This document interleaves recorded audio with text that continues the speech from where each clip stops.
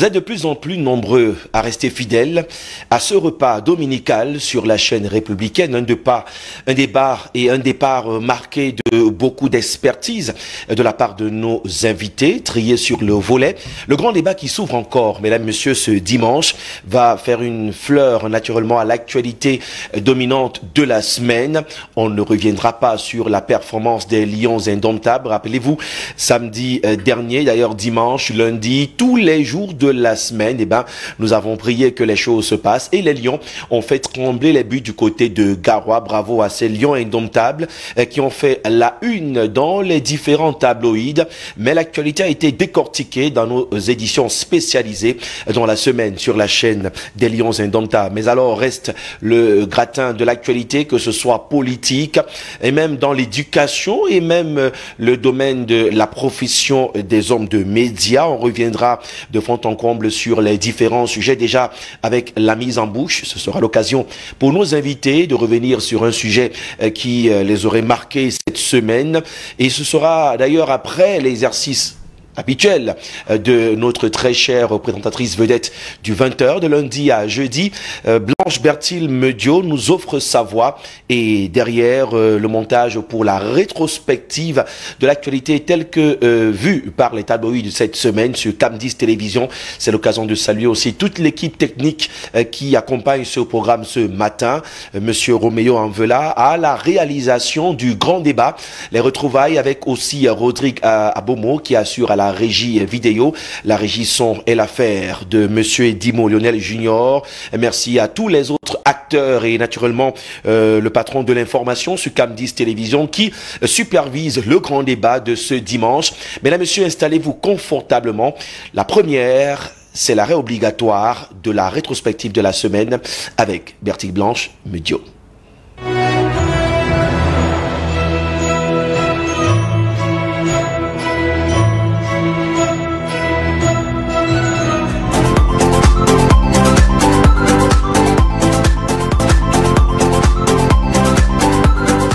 Madame, Monsieur, bonjour et merci de regarder le grand débat sur Cam10 Télévision. C'est l'heure de votre revue de presse hebdomadaire. Débutons avec le journal Cameroun Tribune qui a fait un zoom sur la visite du président Faustin Archange Touadéra au Cameroun, le président en exercice de la communauté économique et monétaire de l'Afrique centrale et facilitateur de la communauté économique des États de l'Afrique centrale pour le processus politique au Gabon, s'est entretenu au Palais de l'Unité avec le chef de l'État camerounais. Paul Biya, artisan de la paix, nous dit Moyomo Salah Hebdo. L'école de formation aux opérations de maintien de la paix est un investissement permettant au personnel militaire, au personnel de police et au personnel désigné pour des missions de maintien de la paix d'acquérir les connaissances et les comportements adaptés aux principes politiques et directives applicables tout en bénéficiant des enseignements tirés du terrain, de s'acquitter de leurs fonctions spécialisées de manière professionnelle et de mettre en application les valeurs fondamentales des Nations Unies.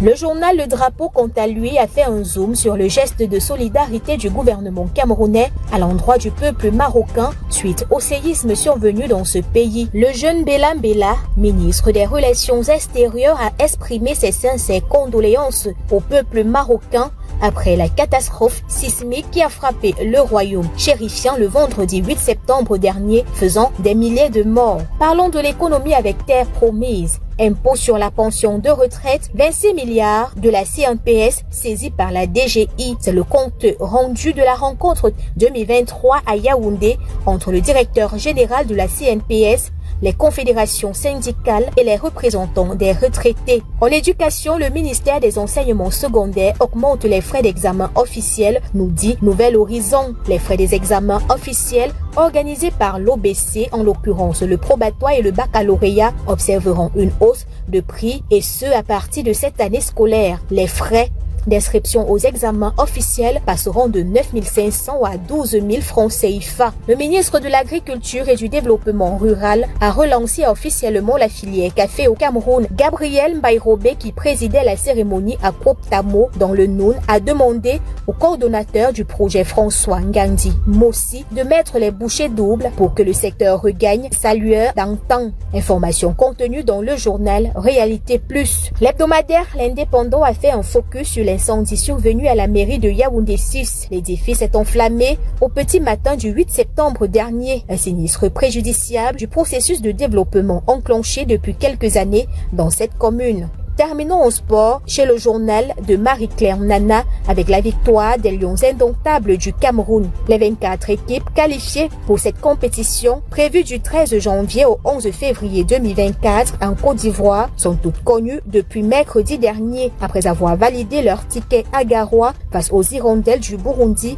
les Lions indomptables doivent plus que jamais affiner leur préparation afin de combler les failles notées lors de la phase éliminatoire. Madame, Monsieur, c'est tout pour la revue de presse. Merci de nous avoir suivis et surtout, bon débat à tous.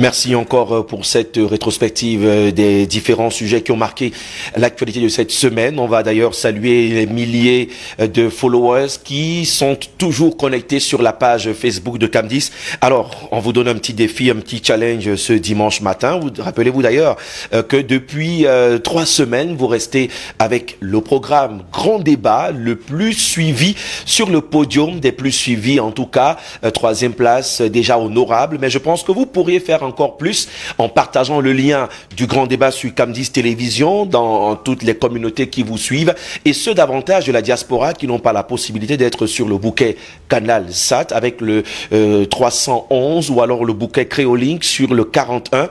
Mais si vous avez les câbles opérateurs disponibles chez vous, et bien cherchez Cam10 Télévision pour ne rien manquer de ce partage d'expérience, mais davantage de commentaires et d'analyses de nos invités triés sur le volet.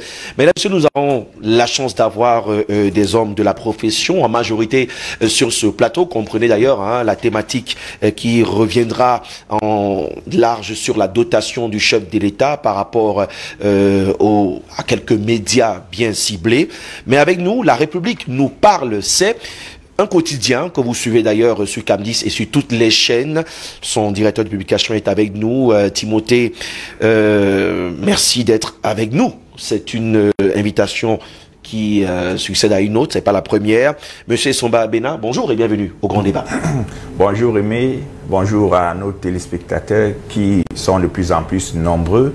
C'est un plaisir d'être là aujourd'hui. C'est davantage un honneur que de partager le plateau avec les illustres aînés. Je vais parler sans dévoiler. C'est la première fois que je suis assis avec Emmanuel Gustave Samnik.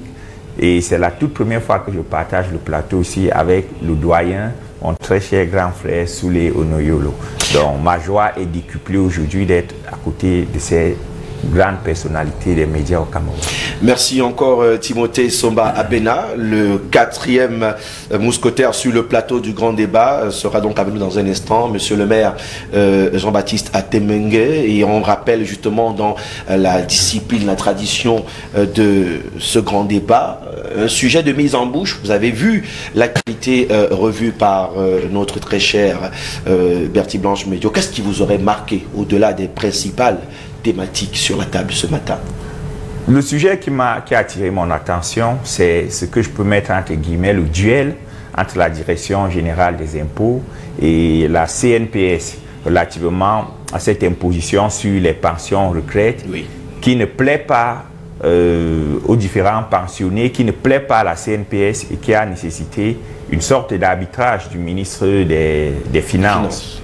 Si je peux juste faire un commentaire dessus, bien que le ministre ayant presque tranché le débat, c'est que on ne devait pas avoir l'impression que la pension retraite ne rentre pas dans la fortune. Au Cameroun, tout le monde est assujetti à l'IRPP. Donc, la pension retraite rentre dans le patrimoine des individus et même si c'est la pension, elle doit faire l'objet d'imposition. Mais le gros problème des mesures au Cameroun n'est pas tant le dessin qui les soutient, mais la méthode. Oui. Il serait bon que dans un État démocratique, des mesures aussi graves sur les personnes, sur les individus, fasse souvent l'objet de concertation, l'objet de sensibilisation, afin qu'au moment où on décide de les appliquer, tout le monde puisse se dire « j'étais déjà au courant, j'étais préparé ». Le caractère brutal donne souvent l'impression qu'il y a une volonté de maltraiter les individus, alors que la légalité étant l'action de la Direction générale des impôts est tout à fait licite. Voilà. Mais la méthode qui n'est pas consensuelle, qui n'est pas pédagogique, donne l'impression qu'il s'agit d'une méthode un peu, d'une option un peu cavalière. Et c'est ce qui va faire que les pensionnés la prennent mal. Et finalement que 5 millions a été retiré du côté de la CNPS. En tout cas, le dossier d'ailleurs a marqué l'attention particulière de la rédaction de Camdis Télévision. Le clin d'œil aussi à nos acteurs de la revue de presse tous les jours, de lundi à jeudi. Merci à Timothée. On va revenir forcément sur d'autres faits, mais l'occasion d'introduire, vous l'avez déjà fait, mais c'est pas bien de le refaire. C'est pas mal de le refaire parce qu'il faut dire que lui aussi fait partie de ceux-là qui font monter les audiences. J'imagine que sur le plateau, il va nous offrir encore son franc-parler. Monsieur Soulé, bonjour, c'est un honneur. Ça fait longtemps qu'on ne vous a pas revu dans les studios de Camdis Télévision. C'est bien de vous retrouver ce dimanche. Bonjour mon frère, bonjour aux co-discutants. Je viens quand vous m'invitez. Vous comprenez que... Mais très sollicité, Soulé. Bon, peut-être pas, mais de toutes les façons, j'accorde toujours n'est-ce pas, un espace, mon temps privilégié pour venir lorsque je suis sollicité à venir naturellement échanger sur ce plateau, dans cette télévision. Je voudrais saluer très sincèrement le promoteur de cette télévision et saluer tous les téléspectateurs qui en ce moment, s'ils ont l'énergie électrique, n'est-ce pas, vont peut-être sont en train de nous regarder. Bon, maintenant... Vous en souffrez dans votre localité, question de l'alimentation en source d'énergie électrique? Bon, je ne sais pas s'il y a des quartiers où on ne connaît pas ce problème. Peut-être que même dans les quartiers les plus huppés, c'est vrai que chez eux, on ne ressent pas facilement. Parce que quand il n'y a pas, n'est-ce pas, la richesse, qu'ils ont prend le relais. Or, nous n'avons pas les mêmes ressources pour le faire. Donc, c'est un problème.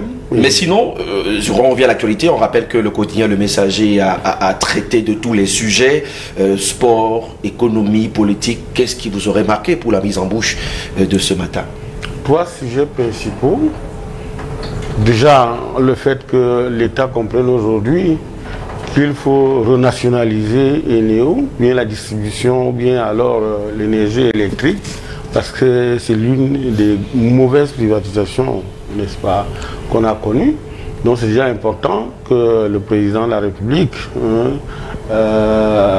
pense à mettre en place une commission pour évaluer et voir comment l'État du Cameroun peut racheter, n'est-ce pas, les parts qui avaient été concédées au privé par le biais des privatisations. Mais on y reviendra. Les 2 autres sujets, il y a un que vous avez inscrit, n'est-ce pas, dans la thématique en discussion, à savoir le relèvement des frais aux examens de l'office du baccalauréat. Et puisque vous l'avez inscrit, n'est-ce pas, dans le cadre dont je ne reviendrai pas. L'autre, c'est forcément la qualification des Lions indomptables à Garoua.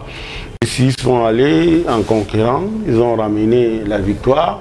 Bon, les uns et les autres voudraient penser qu'il n'y avait pas assez de manières, mais l'objectif c'était de se qualifier pour la CAN, n'est-ce pas, 2024 en Côte d'Ivoire.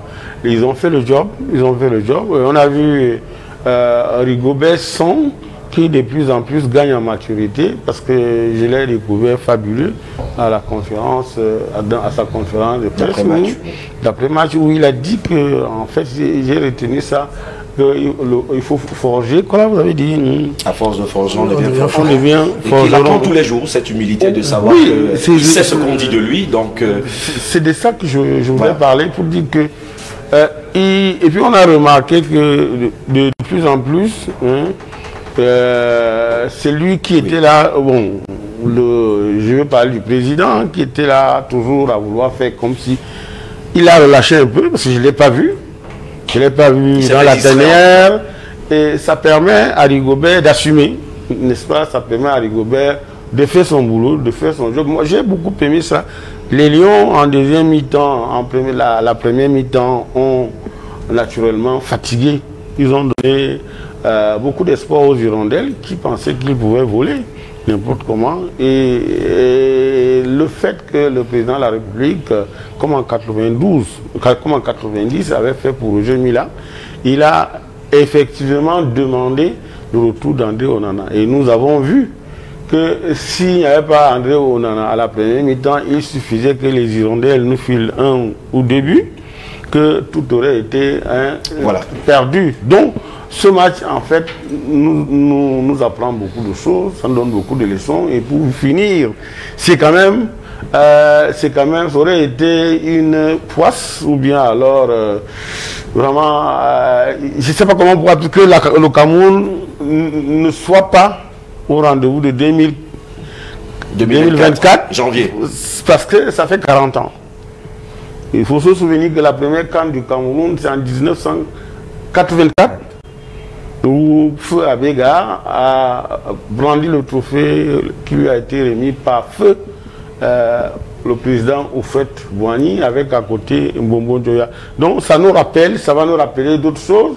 Peut-être que ce sera la 6e, après la première en Côte d'Ivoire en 1984. Voilà. Ça sera, n'est-ce pas, la 6e en Côte d'Ivoire en 2024. Probablement, vous allez me dire que nous n'avons plus les joueurs de génie, comme nous eûmes à l'époque, avec les Roger Mila, les... En tout cas, il y a mais une chose dessus, c'est que j'ai été profondément touché et marqué par le saut qualificatif, n'est-ce pas, des Lions à Garoua. Sous l'honneur, l'éditorialiste Le Messager, le quotidien. D'ailleurs, on aura l'occasion dans le débat du sport, c'est les lundis à 21h, de revenir sur les leçons, mais davantage l'après-qualification, parce que déjà un match amical en filigrane contre le Sénégal, on en reparlera demain, mais dans le même exercice, peut-être avec un peu moins de temps. Rassurez-vous, hein, dans le grand débat, quand on gagne du temps, on en perd un peu plus pour les autres interventions. Lui, il sait manager ça. Emmanuel Samnik, merci d'être avec nous. C'est ma première fois de vous avoir comme invité sur CAM10. Bonjour et merci. Dans le cadre de cette émission. Dans le cadre de cette émission, oui, je crois que du grand débat. Bonjour. Bonjour. Alors là, on parle de la communication pour le département de Foundi. Vous êtes dans l'équipe. Je suis délégué départemental. Mais au-delà d'être délégué départemental pour le Foundi, c'est pour les téléspectateurs aussi, hein, une vieille plume. Un peu la génération de Soulé. Nous autres jeunes, on s'abreuve à votre source, mais vous n'allez pas déroger aux civilités de la mise en bouche et un sujet qui vous aurait marqué en 3 minutes. Bon, c'est le même sujet que mon frère Soulé Onojolo m'a volé. La qualification des Lions indomptables à la CAN 2023 qui va se jouer janvier-février 2024 en Côte d'Ivoire. Oui. Pour dire que c'est une bonne chose. Parce que parallèlement, vous-même, vous avez dit, je suis un journaliste d'abord, les fonctions administratives viennent après. Et j'ai relancé depuis le mois de juillet, maintenant, mon hebdomadaire spécialisé, l'Actu Sport, qui paraît tous les mardis. Et donc, c'est une bonne nouvelle pour moi qui couvre le fait sportif. J'insiste, le fait sportif, ce sport qui se joue sur les terrains. Parce qu'il y a beaucoup de sports au Cameroun qui se jouent dans les tribunaux, dans les réseaux sociaux. Moi, je couvre le sport qui se pratique sur les terrains. Et donc, c'est une bonne chose quand le Cameroun se qualifie pour la CAN. On a un peu souffert parce que quand il y a 24 pays qualifiés, la moitié des États africains, et que le Cameroun se qualifie à la dernière minute, ça peut gêner. Mais l'essentiel, c'est d'être là. Il paraît que l'ordre de bienséance voudrait que les plus hautes autorités arrivent en dernière position pour envoyer la réplique à nos Ivoiriens de frères qui nous regardent, qui demandaient et le Cameroun est où? Donc il fallait. C'est une bonne nouvelle pour le football africain, que les cadors, tous les cadors soient là, y compris le Cameroun. Donc il y a une véritable attraction. Moi qui ai couvert 11 Coupes d'Afrique des Nations, on peut vous le dire. C'est une fête quand le Cameroun est là. Et donc on est content que cela se passe à l'époque. Je suis très content parce que les décideurs du football camerounais ont résisté à la pression que veut qu'on aille toujours recruter les mercenaires étrangers pour devenir diriger une équipe nationale.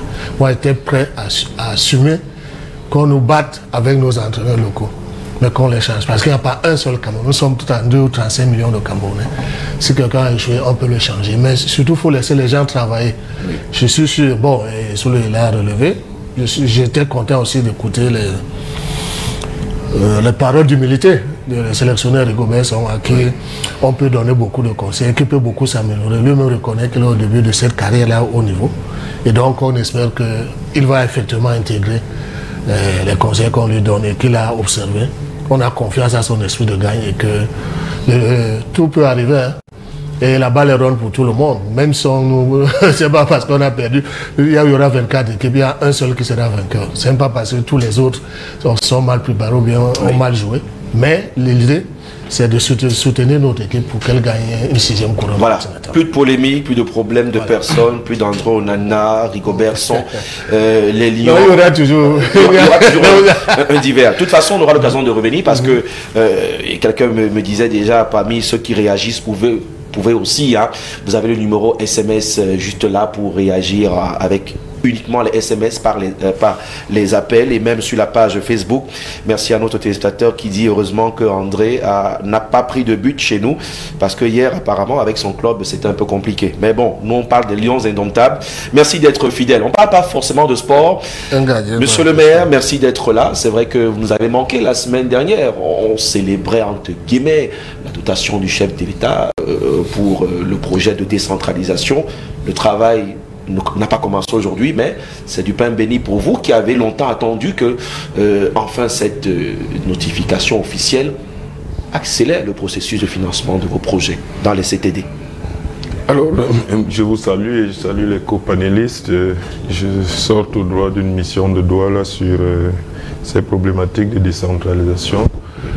Le décret du président, en réalité, est venu légaliser, comme la loi le prescrit, la répartition de la dotation générale à la décentralisation. Cette dotation est déjà consommée depuis le début de l'exercice budgétaire. Donc, c'est une procédure de régularisation parce que j'ai cru comprendre, en tout cas, certains analystes donnaient l'impression aux Camerounais que cet argent est à venir. Et ce sont des crédits qui sont déjà consommés depuis le 1er janvier. Mais pour légaliser cette répartition, la loi a prévu que ça se fait par décret du chef de l'État. Et pour ça, il faut que les compatriotes qui nous interpellent, qui interpellent les maires, ne pensent pas que cet argent est à venir, que les mairies vont recevoir, les conseils régionaux, tous ces milliards dans les prochains jours.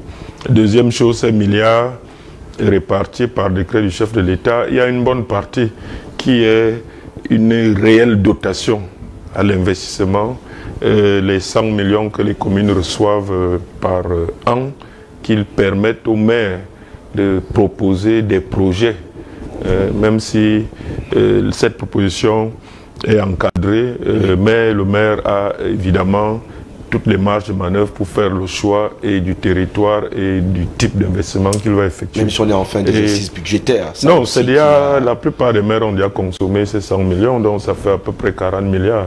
C'est déjà consommé, les projets sont en cours de réalisation.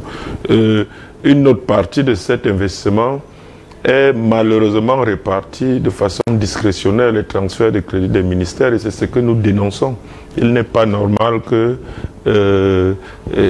en même temps qu'on veut accélérer la décentralisation, et pour l'entendement du chef de l'État et des partenaires, ces milliards ont été mis à la disposition des CTD, mais dans la réalité, ce n'est pas souvent ça. Vous avez des CTD, elles seules qui vont, une mairie qui va recevoir 2 milliards, une autre n'aura que 100 millions d'investissements, et cette distribution arbitraire et discrétionnaire n'est pas équitable et juste pour tous les compatriotes parce que, voyez-vous, d'abord, même les impôts qui sont répartis aujourd'hui en fonction de la population, les chiffres officiels du recensement datent de plus de 20 ans.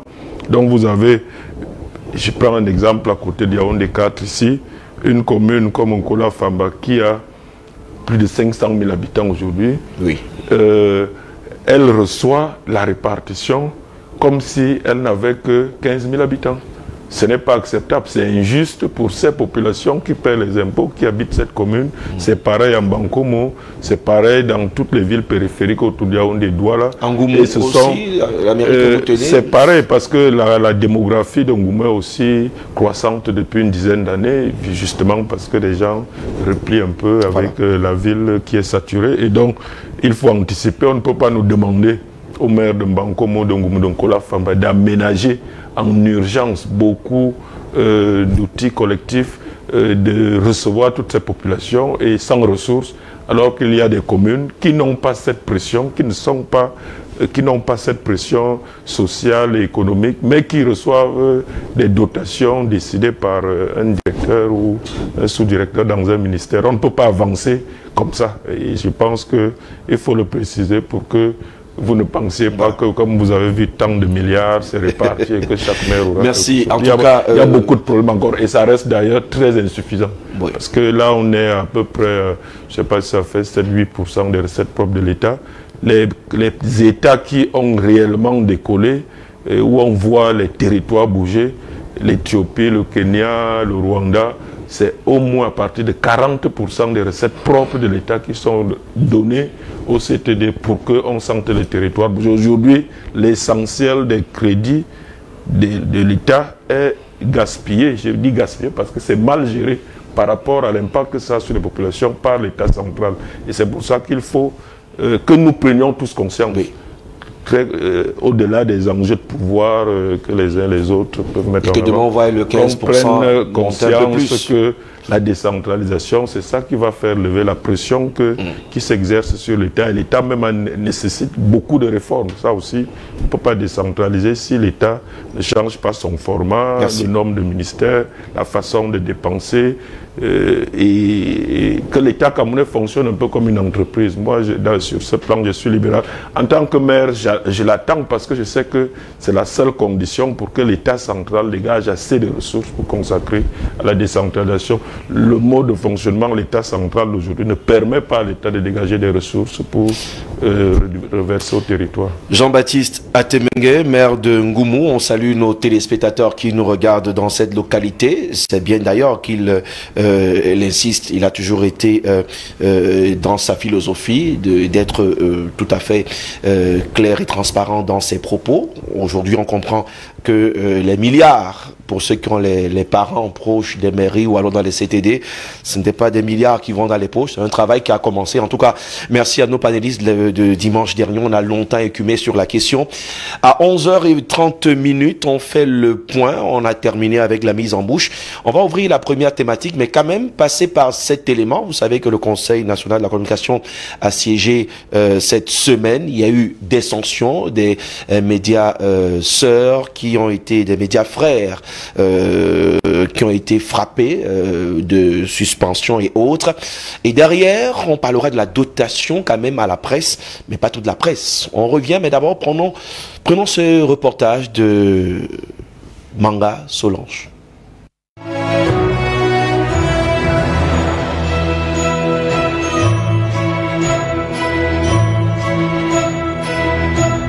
Des sanctions en cascade prononcées ce jour par le Conseil national de la communication. 7 journalistes et 6 organes de presse interdits d'activité pour une durée d'1 mois. Avoir établi la responsabilité du mise en cause pour diffusion de propos offensants, a décidé de suspendre pour une durée d'1 mois M. Anderbert Rodrigue Evina, journaliste en service à la station de radiodiffusion dénommée Galaxy FM. Cette cas de régulation des médias était sur la table du CNC lors de cette 39e session. Il a fallu plus de 5 heures de conclave pour rendre publiques les différentes sanctions. Diorin Ndongo, ministre des Forêts et de la Faune, contre l'organe de presse écrite dénommé Climat Social New Look et son directeur de publication. Le plaignant a saisi le Conseil national de la communication suite à une publication dans le numéro 432 du journal surnommé des déclarations et d'accusations prétendument non fondées de nature à porter atteinte à son image, lui imputant de malversations forestières dans le cadre de ses fonctions. Le CNC a par ailleurs confirmé la suspension du journal de Poste ainsi que son directeur de publication pour diffusion d'informations de nature à porter atteinte à la paix et à la cohésion sociale. Après avoir établi la responsabilité de l'organe en cause, a pris acte de ce qui suit. Il s'agit d'une publication en ligne faite par un collaborateur de la rédaction sans l'aval du directeur de publication. Cette publication est contraire à la une du même journal paru le même jour du 11 septembre 2023. Le régulateur a donc prononcé des sanctions pour publication répétée d'accusations non fondées, offensantes et insinuantes à l'égard des personnes et pour attitude constante de défiance vis-à-vis des injonctions du CNC.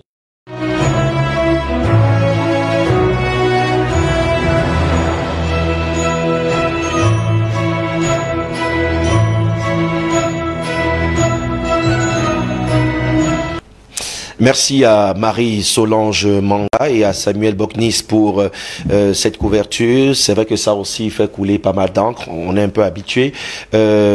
Timothée, une réaction par exemple, là, quand on sait que la situation aujourd'hui reste très sensible. Les médias ne sont pas à l'abri, même si certains s'exposent avec pas mal de fichiers d'accusation par rapport à ceux qui ont été sanctionnés tout récemment. L'activité médiatique est un peu difficile parce que le journaliste est aussi un acteur social. Il subit les faits sociaux et parfois il est tenté dans son organe d'exprimer ses propres frustrations. Mais il doit être capable de se sublimer et de ne pas se laisser influencer par ses poncifs pour réaliser un travail professionnel.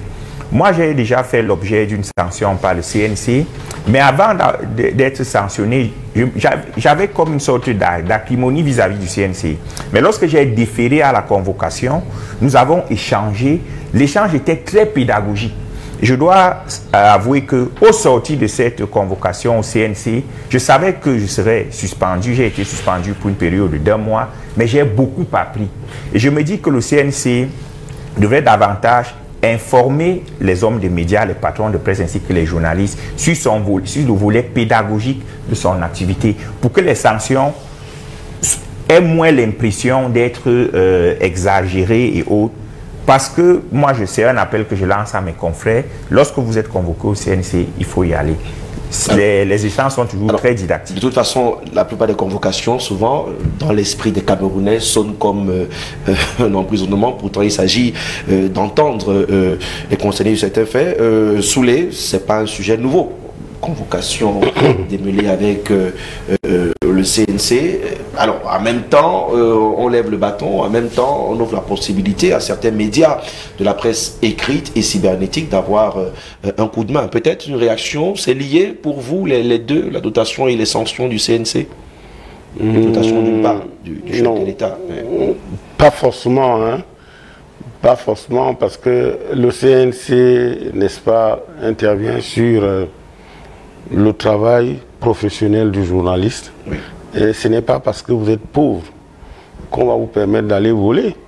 Ce n'est pas parce que vous êtes pauvre qu'on va vous permettre aux autorités de travestir le métier. Personnellement, n'ayant pas été au fait, n'est-ce pas, des différentes accusations, je pense, j'espère que ceux qui sont au CNC ont regardé juste. Parce que j'ai vu aussi que même si on continue à penser que le CNC doit être composé par les pairs, c'est le tribunal des pairs des journalistes, il y en a 1 ou 2 qui sont là-bas, on pense qu'ils ont la possibilité de faire le travail et on pense aussi qu'on espère, comme vient de dire Timothée, que ceux qui échangent avec les accusés, si on peut le dire ainsi, oui, savent de quoi ils parlent, parce que ça aussi c'est important. Et puis l'autre chose aussi, il faut qu'on dise quand même que à un moment donné, je sais qu'on va me fléchir, nous prenons trop de liberté à exercer ce métier. Parfois on dit des choses qui ne sont pas totalement vérifiées. Il y a des articles, quand vous lisez, hein, vous vous demandez d'où il vient, où est-ce qu'il va aller. Et c'est peut-être pour ça que, hein, et en cela, je vais être peut-être d'accord avec vous, on dit, mais attends, on les dépense seulement. C'est pour ça qu'on parle encore de l'aide. Mais en vérité, il y a des gens, trop de marchands ont envahi le temple. Il y a des gens qui ne prennent pas sérieusement le temps de recouper une information. Parfois, comme aujourd'hui, c'est trop facile avec les PDF. On prend attache avec quelques confrères qui sont dans la revue de presse. Et puis TV, on vous balance ça, à un moment donné, vous courez acheter l'affaire, vous vous rendez compte que le type n'a même pas fait les 25% de collecte. Mais il a tout simplement écrit quelque chose comme ça. Donc, voilà. En même temps qu'on peut décrier peut-être une ou deux choses au niveau du CNC, je voudrais tout simplement inviter les uns et les autres à faire leur travail. Moi, je n'ai jamais été traduit au CNC. Voilà. Ça fait depuis plus de 25 ans que j'exerce dans ce métier. D'accord ? Ça veut dire que... j'ai fait quand même des sujets, traité des sujets qui étaient hautement sensibles et hautement délicats. Moi, même au niveau du tribunal, on ne m'a jamais interviewé. Il n'y a que peut-être les gars qui te font un peu le zèle là, les forces de l'ordre, machin, mais ça ne va pas très loin. C'est pour dire que, hein, pourtant je ne suis pas riche, c'est pour dire que ceux qui entrent par la fenêtre, ceux qui s'amusent un peu, parce que le journaliste est justiciable, c'est pas parce que tu portes le nom des journalistes que forcément tu peux te laisser aller à tout, parce que non, il y a quand même des précautions qu'il faut prendre, parce que vous ne savez pas jusqu'où un article de presse peut mettre en difficulté un responsable de famille. Voilà. Vous vous souvenez du top 50 des homosexuels. Quand on est allé au tribunal, personne n'a vérifié. Et vous ne savez pas. C'est-à-dire chez nous, les gens arrachaient les petits journaux, ils rigolaient. Mais vous ne pouvez pas savoir comment un monsieur qui est sorti de chez lui le matin, quand il revient, parce que son nom a été dans le top 50, sa femme le regarde autrement, ses enfants le regardent autrement. Vous ne savez pas. Un article de presse, ça peut aller très loin et ça peut créer des choses qu'on ne peut pas réparer, n'est-ce pas, dans la famille. Donc le journaliste reste injusticiable et il doit comprendre aussi qu'il y a beaucoup des choses qu'il doit prendre en compte pour exercer bien ce métier, sachant que il peut s'attaquer aux libertés publiques et individuelles, et c'est extrêmement grave les conséquences qui peuvent, n'est-ce pas, les conséquences qui peuvent arriver. Emmanuel Gustave Samnick, vous connaissez bien le paysage audiovisuel, vous connaissez bien vos petits frères, vos collègues, directeurs de publication et journalistes. On a quand même l'impression que pour le ministère de la Communication, qui un peu plus crée cette proximité avec les patrons de médias, que ça baisse un peu. Ces débordements, ces exacerbations, ce n'est plus comme avant. Quand on prend le bilan des médias touchés, c'était un peu plus dur avant. Aujourd'hui, vous pensez que dans cette collaboration, on peut sortir le mauvais grain de livret avec... Je ne crois pas. Moi, je suis très mal à l'aise par rapport au paysage médiatique camerounais. J'encourage le CNC à continuer à faire son travail de répression. Bien sûr, l'une de ses missions, c'est la pédagogie, je suis d'accord, et il le fait aussi, fait ce travail de pédagogie-là, mais il faut réprimer. De la même façon qu'on réprime les bandits, les pickpockets, les gens qui arrachent le téléphone aux gens au bord de la route, la gendarmerie les pourchasse, c'est même comme ça que le CNC doit chasser la mauvaise graine. Sauf que je doute que le CNC ait suffisamment de moyens pour vraiment examiner l'ensemble du paysage. Les contenus. C'est dégueulasse. Ouais, c'est dégueulasse. Je suis sûr qu'il y a même personne, moi qui suis du ministère de la Communication, on ne peut pas vous dire combien de titres de journaux paraissent au Cameroun. Combien sont, comme disait sous le nom des journaux PDF, c'est-à-dire qui viennent. Et là, j'interpelle la responsabilité des chaînes de télévision, vous qui faites les débats. C'est bien beau, mais vos gens qui font la revue de la presse, là, c'est de la rigolade. On ne peut pas faire par la revue. Mais regardez comment, nous n'avons pas inventé le journalisme, vraiment comment ça se fait ailleurs. On ne prend pas les feuilles de chou parce que pour quelle raison on vient dire qu'elle a parfois il a organisé les championnats de vacances. On met ça dans la revue de la presse. En quoi ça concerne le Cameroun, la revue du Cameroun et les problèmes nationaux qu'il y a. Tout ça, c'est des manipulations. Donc, chaque média a sa ligne éditoriale. Par exemple, la presse, souvent même un peu pilotée de loin par... oui, c'est des mauvais exercices. À ce niveau-là, il faut de la pédagogie aussi. Oui. Au niveau des médias, des grands médias qui font l'effort de dire ce que la presse écrite fait. Et au niveau donc, du CNC, pour revenir à ces sanctions, moi je suis d'accord. Je souhaite même que ce soit plus régulier, les sessions de Conseil national de la communication. Parce qu'il faudrait aboutir à un niveau où on a quand même que les marginaux soient minoritaires. Ce n'est pas le cas en ce moment. J'ai l'impression que les marginaux sont les plus nombreux. Bon, il y a un débat philosophique. Est-ce que le tribunal doit être celui des pairs? Non. Ça ne change rien. Il faut un organe pour réguler. Il faut des professionnels pour faire le journalisme. Et pour faire, surtout à notre époque, où les réseaux sociaux ont pris de l'ampleur. Le journalisme ne disparaîtra jamais. Sa différence avec l'homme de la rave, les réseaux sociaux, c'est quoi? C'est parce qu'il est professionnel. Il sélectionne l'information, il la traite et la diffuse dans les canaux précis. Et en respectant donc la déontologie, les lois de la République, la déontologie. Alors, dans cette optique, ce n'est pas lié, mais l'opportunité voudrait que la dotation des 119 millions pour la presse privée, quand on a titré dessus en semaine, beaucoup ont estimé qu'on a oublié les télés, les radios. Elles ne sont pas concernées, mais Jean-Baptiste Atemengue, la relation avec la presse, le travail des hommes de médias, davantage pour la presse écrite, la presse cybernétique, ça reste toujours très délicat. Est-ce que cette dotation pour vous va un peu amener les autres à s'aligner, même si ce n'est pas ça qui fait fonctionner les organes de presse dans le fond? Oui, notre milieu de la presse écrite, c'est vrai, le Cameroun a organisé ça d'une façon un peu bizarre. Alors, vous avez quelques organes de presse écrite qui sont reconnus par leur ligne éditoriale.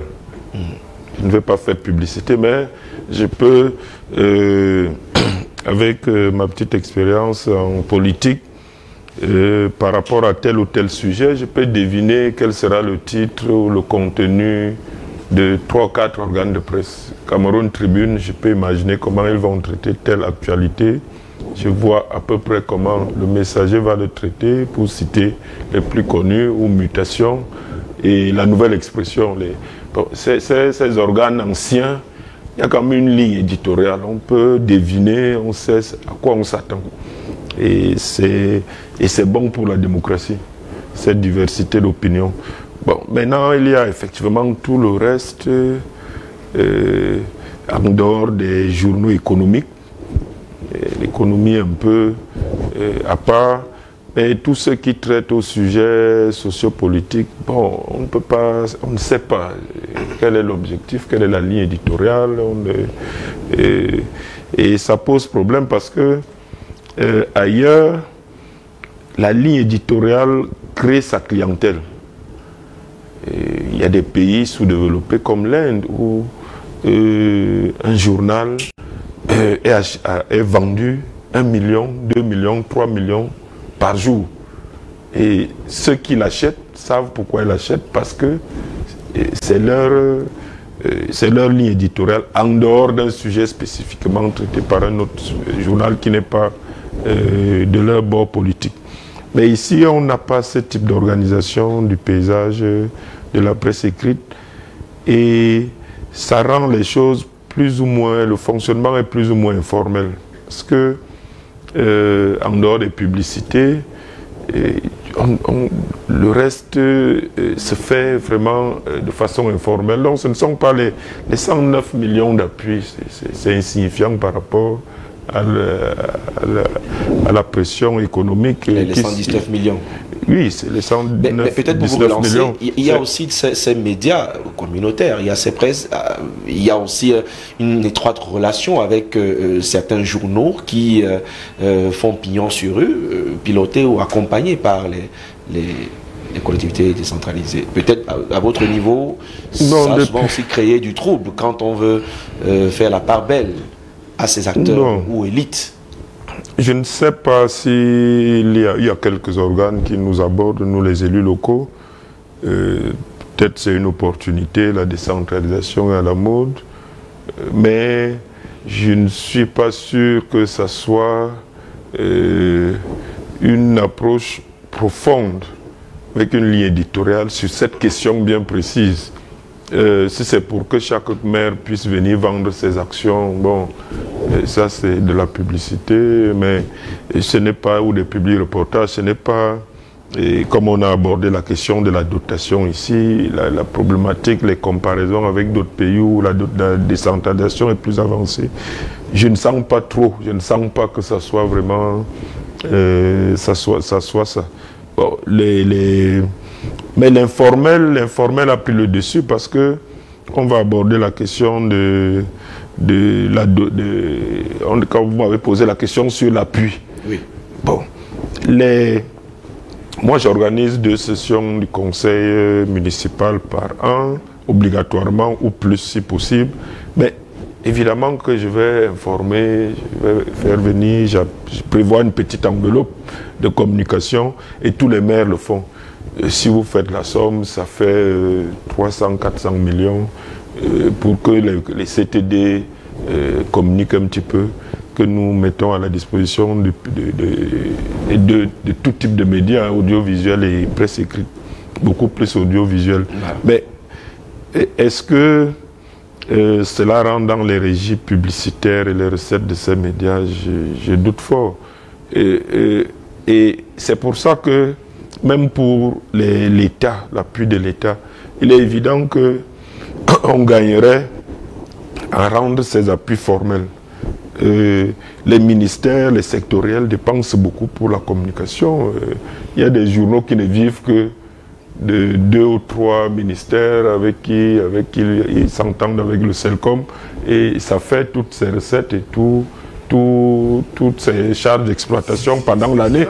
Mais c'est de façon discrétionnaire, arbitraire et informelle. Donc si on totalise tout cet argent, ce que l'État, en net, moi je raisonne comme une entreprise, ce que l'État dépense pour les organes de presse, c'est plusieurs milliards par an.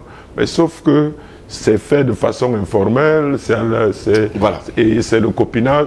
Mais on pourrait formaliser tout cela et que ça soit réparti de façon équitable, sans compter le fait que, évidemment, la problématique que la presse privée pose souvent, c'est-à-dire le partage de la redevance, et on pourrait quand même aussi amorcer serait-ce qu'une redistribution symbolique à la presse privée de cette redevance, parce que même les médias audiovisuels privés ainsi que la presse écrite font partie de ce service public de l'information, de la communication, et donc il faudrait que les Camerounais qui s'informent auprès de tous ces médias sentent quand même que ce qu'on prélève pour ceux qui sont salariés, qu'on prélève sur leur fiche de paye, ça ne va pas qu'aux médias publics qui font leur travail, mais il faudrait quand même envisager qu'une petite partie aille à la presse privée. Merci Jean-Baptiste Atemengue. Alors là, je m'adresse au ministère de la Communication. Le délégué départemental est avec nous. 119 millions. Je voulais dire seulement ou juste. Est-ce que les médias, il y a quelques-uns qui sont qui ont leur siège ici, dans le Fondi. Est-ce que c'est suffisant? Ou quelle est la régulation qu'on va faire pour que on ne se plaigne pas après? Parce que la dotation, on a parlé du cas des mairies, mais là, les médias, qui a droit à quoi? Comment ça va se faire? Qu'est-ce qui est pensé derrière cette dotation? Oui, non, la philosophie, c'est un appui, c'est comme ça que ça s'appelle, l'appui des pouvoirs publics pour soutenir une mission de service public exercée par des médias privés. C'est ça la philosophie. Ce ne sera jamais suffisant, parce que si un média mise sur l'aide publique à la communication privée pour vivre, ça veut dire qu'il n'a pas le droit d'exister. Donc quand on questionnait le casting même, ça reste quand même des questions, les Camerounais veulent comprendre de façon simple comment tout ça se gère en interne. Oui, il y a une commission à laquelle je n'appartiens pas, qui examine les demandes et qui publie la liste des médias retenus en fonction de certains critères, notamment ces critères sont souvent publiés. Est-ce qu'ils sont respectés? Ça, c'est à vous d'enquêter, c'est-à-dire la régularité, être à jour avec le fisc, avoir un siège visible, avoir un certain nombre d'employés affiliés à la Caisse nationale de prévoyance sociale. Je cite comme ça de mémoire. Mais combien de médias privés au Cameroun peuvent témoigner de ce genre de critères? Moi, ce que je veux dire, c'est qu'il y a un trop-plein de médias. Je vais le marteler à volonté. Il y a un trop-plein de médias. On ne peut pas dire qu'on a 600 journaux au Cameroun. C'est faux. Bon, il y a 600 titres, peut-être 1 million. Parce que moi-même, quand je vois la liste que je reçois là, ceux qui paraissent quand ils veulent, ceux qui sont PDF, ceux qui sont accrochés, font la promotion des individus. Certains maires, M. Atemengue n'est pas exemple. Je vois souvent des talakou réguliers. Le maire de Chomois et Yoko Nana, c'est toutes les semaines. Ça doit être le plus beau maire du monde. Et donc, il y a tout ça, il y a trop de monde, mais il y a peu de journaux. Le journalisme, c'est une division universelle. On ne va pas dire qu'on l'a tropicalisé au Cameroun. C'est ça le problème. Donc non, pour revenir à l'aide ne sera jamais suffisante parce qu'elle n'est pas destinée à faire fournir des entreprises privées. C'est comme le débat qu'il y a autour des clubs de football. Moi, j'ai grandi dans ce pays. J'allais au stade étant adolescent. J'ai jamais entendu qu'il y a subvention des clubs. Mais les courriers de Marois, en temps de garder, venaient jouer ici, faisaient 30 journées sans qu'il y ait forfait général. Et les championnats se jouaient bien. Et même dans ce pays, j'ai vu la Gazette, le combattant, qui ont fonctionné, il n'y avait pas 100 journaux. Mais c'était bien, il y avait de l'information. Parce que l'opinion est libre. M. Atemengue parlait des liens éditoriaux. Oui, lien éditorial veut dire qu'on a choisi un créneau, ou bien on se spécialise dans tel domaine. Mais les faits ne doivent jamais être déformés. Il ne faut pas venir dire que le promoteur de Camdis c'est un fait, si vous n'avez pas cette information, parce que son adversaire politique, il veut être maire à Ngoumou ou à Kono, veut qu'on le détruise et on paye la prochaine revue de la presse, on voit à la une le fondateur. Non, c'est ça qui est le problème. Moi, mon problème, c'est le tri. C'est le tri. C'est parce qu'il y a trop plein. Donc, il y aura toujours ce grincement dedans là. Moi, à mon avis, il faudrait aussi bien le pouvoir public que la corporation elle-même se remettre en cause. Il faut savoir qui est qui. Tout le monde ne peut pas appartenir à une corporation. C'est trop facile comme ça. Et de sorte que quand le problème de l'aide publique à la consommation privée arrive, ça donne du grain à moudre. Tout le monde, je veux bénéficier. La couverture médiatique, pour revenir à ce que dit M. le maire, là, les gens qui invitent les médias sont libres de les inviter. Et les médias aussi sont libres d'aller parler en fonction de l'éditorial. Est-ce que cette information est d'intérêt public pour mon lectorat, pour mon public? Maintenant, ils n'ont pas à exiger avoir le per diem. En revanche, je le dis, si on a prévu un cocktail, ils peuvent manger. Si on a prévu de donner un frère taxi, ils doivent prendre. Si on a prévu, il n'y a pas à bagarrer. Moi, je vois des scènes surréalistes souvent. Voici la liste. Nous aussi, on a des médias. On ne sait même pas où ils sont situés. Beaucoup n'ont même pas de boîte pour ça. Ils ne parlent pas de téléphone. Donc, il y a un cafouillis, il y a un cafouillage qu'il faudra à un moment ou à un autre démêler. Parce que c'est ça le vrai malheur. Alors, M. Sani, même si on met 10 milliards, là, vous allez voir la bagarre. Alors, M. Sani connaît bien la question en profondeur, un peu plus d'ailleurs. Aujourd'hui, on a l'impression que je parle de la question d'un de nos téléspectateurs qui nous suit. Est-ce que ça ne va pas être un cason empoisonné pour certains ou alors pour davantage fragilité, l'objectivité de certains médias? Quoi ça? On a taxé certains de médias à gage, mais est-ce que cette dotation, c'est pour vous, cet appui reste quand même dans l'objectivité pour que le travail soit fait et qu'il n'y ait pas de bruit de botte? Au ministère de la Santé, il y a le programme élargi de vaccination, il y a tel ou tel programme. Pourquoi ça ne pose pas un problème? À la culture, il y avait le compte d'affectation spéciale qui recevait 1 milliard. Pourquoi? Ce n'est qu'au niveau de la presse que vous voulez voir le problème. Non. Non. Et puis, ailleurs, même, c'est parce qu'on parle de l'aide. Ailleurs, c'est des subventions. Dans certains pays, c'est l'Assemblée nationale qui discute de ça et on arrête un budget qui doit être perçu comme tel. Ici, c'est parce que le Cameroun ne veut pas l'organisation de sa presse. Et cela contribue aussi à voir ce que j'appelais, n'est-ce pas, les marchands qui ont envoyé le temple. En fait, c'est bénéfique pour certains dépend du régime qui utilise la presse tueuse à gage ou bien la presse à gâchette ouverte pour s'autodétruire. Parce que vous allez voir dans la plupart de certaines localités, une élite ou un membre de l'élite est contre l'autre, l'autre qui est ministre pense que bon, tout est arrivé. Donc tout cela fait en sorte que on utilise quoi? Les médias. Donc déjà l'intitulé n'est même pas bien. Quand on parle, quand je vois dotation média, c'est quelle dotation? C'est pas une dotation en tant que telle. C'est une dotation budgétaire. Le ministère destiné à l'aide publique. Non, je voulais dire qu'il y a une ligne, c'est vrai, au niveau du budget de la communication, hein, qui régulièrement est discutée. Et le ministère de la Communication demande un peu plus. Depuis longtemps, le ministère de la Communication demande le relèvement de cette ligne qui est fournie à très peu. Issa Jérôme avait fait même la bagarre pour dire que ça sera 1 milliard par an. Mais il est parti, rien n'a bougé. L'autre est arrivé. Quand vous dites même ça, quand vous dites 119 millions pour la presse privée, ce n'est pas exact. C'est pour la... Il a dit, l'intitulé exact, c'est l'aide publique à la communication privée. Et dans la communication privée, il y a même d'autres petites choses là, des petites entreprises là. Parfois même, les sticks aussi peuvent rendre sa place. Je ne sais pas si c'est le fait. Voilà, parce que c'est l'avantage... les pistes de qui aura droit à quoi. C'est pour ça que je suis en train de dire, à un moment donné même, on avait interrogé le ministre, il a dit ce qu'il reçoit est tellement peu qu'il préfère effectivement fonctionner comme si c'était de l'aide. C'est pour ça que les conditionnalités qui avaient été fixées, beaucoup ne peuvent pas les respecter. Parce qu'à la fin, quand vous donnez à un gars peut-être 700 000, vous pensez qu'il peut payer les salaires, vous pensez que vous pouvez exiger de lui qu'il verse les cotisations à la CNPS. Donc tout le problème est là, c'est-à-dire l'État lui-même fonctionne avec un système opaque. L'opacité fait que...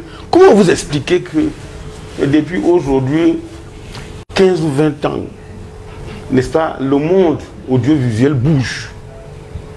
Ça s'est agrandi. Mais que la redevance audiovisuelle, comme disait le maire, reste la propriété de la CRTV.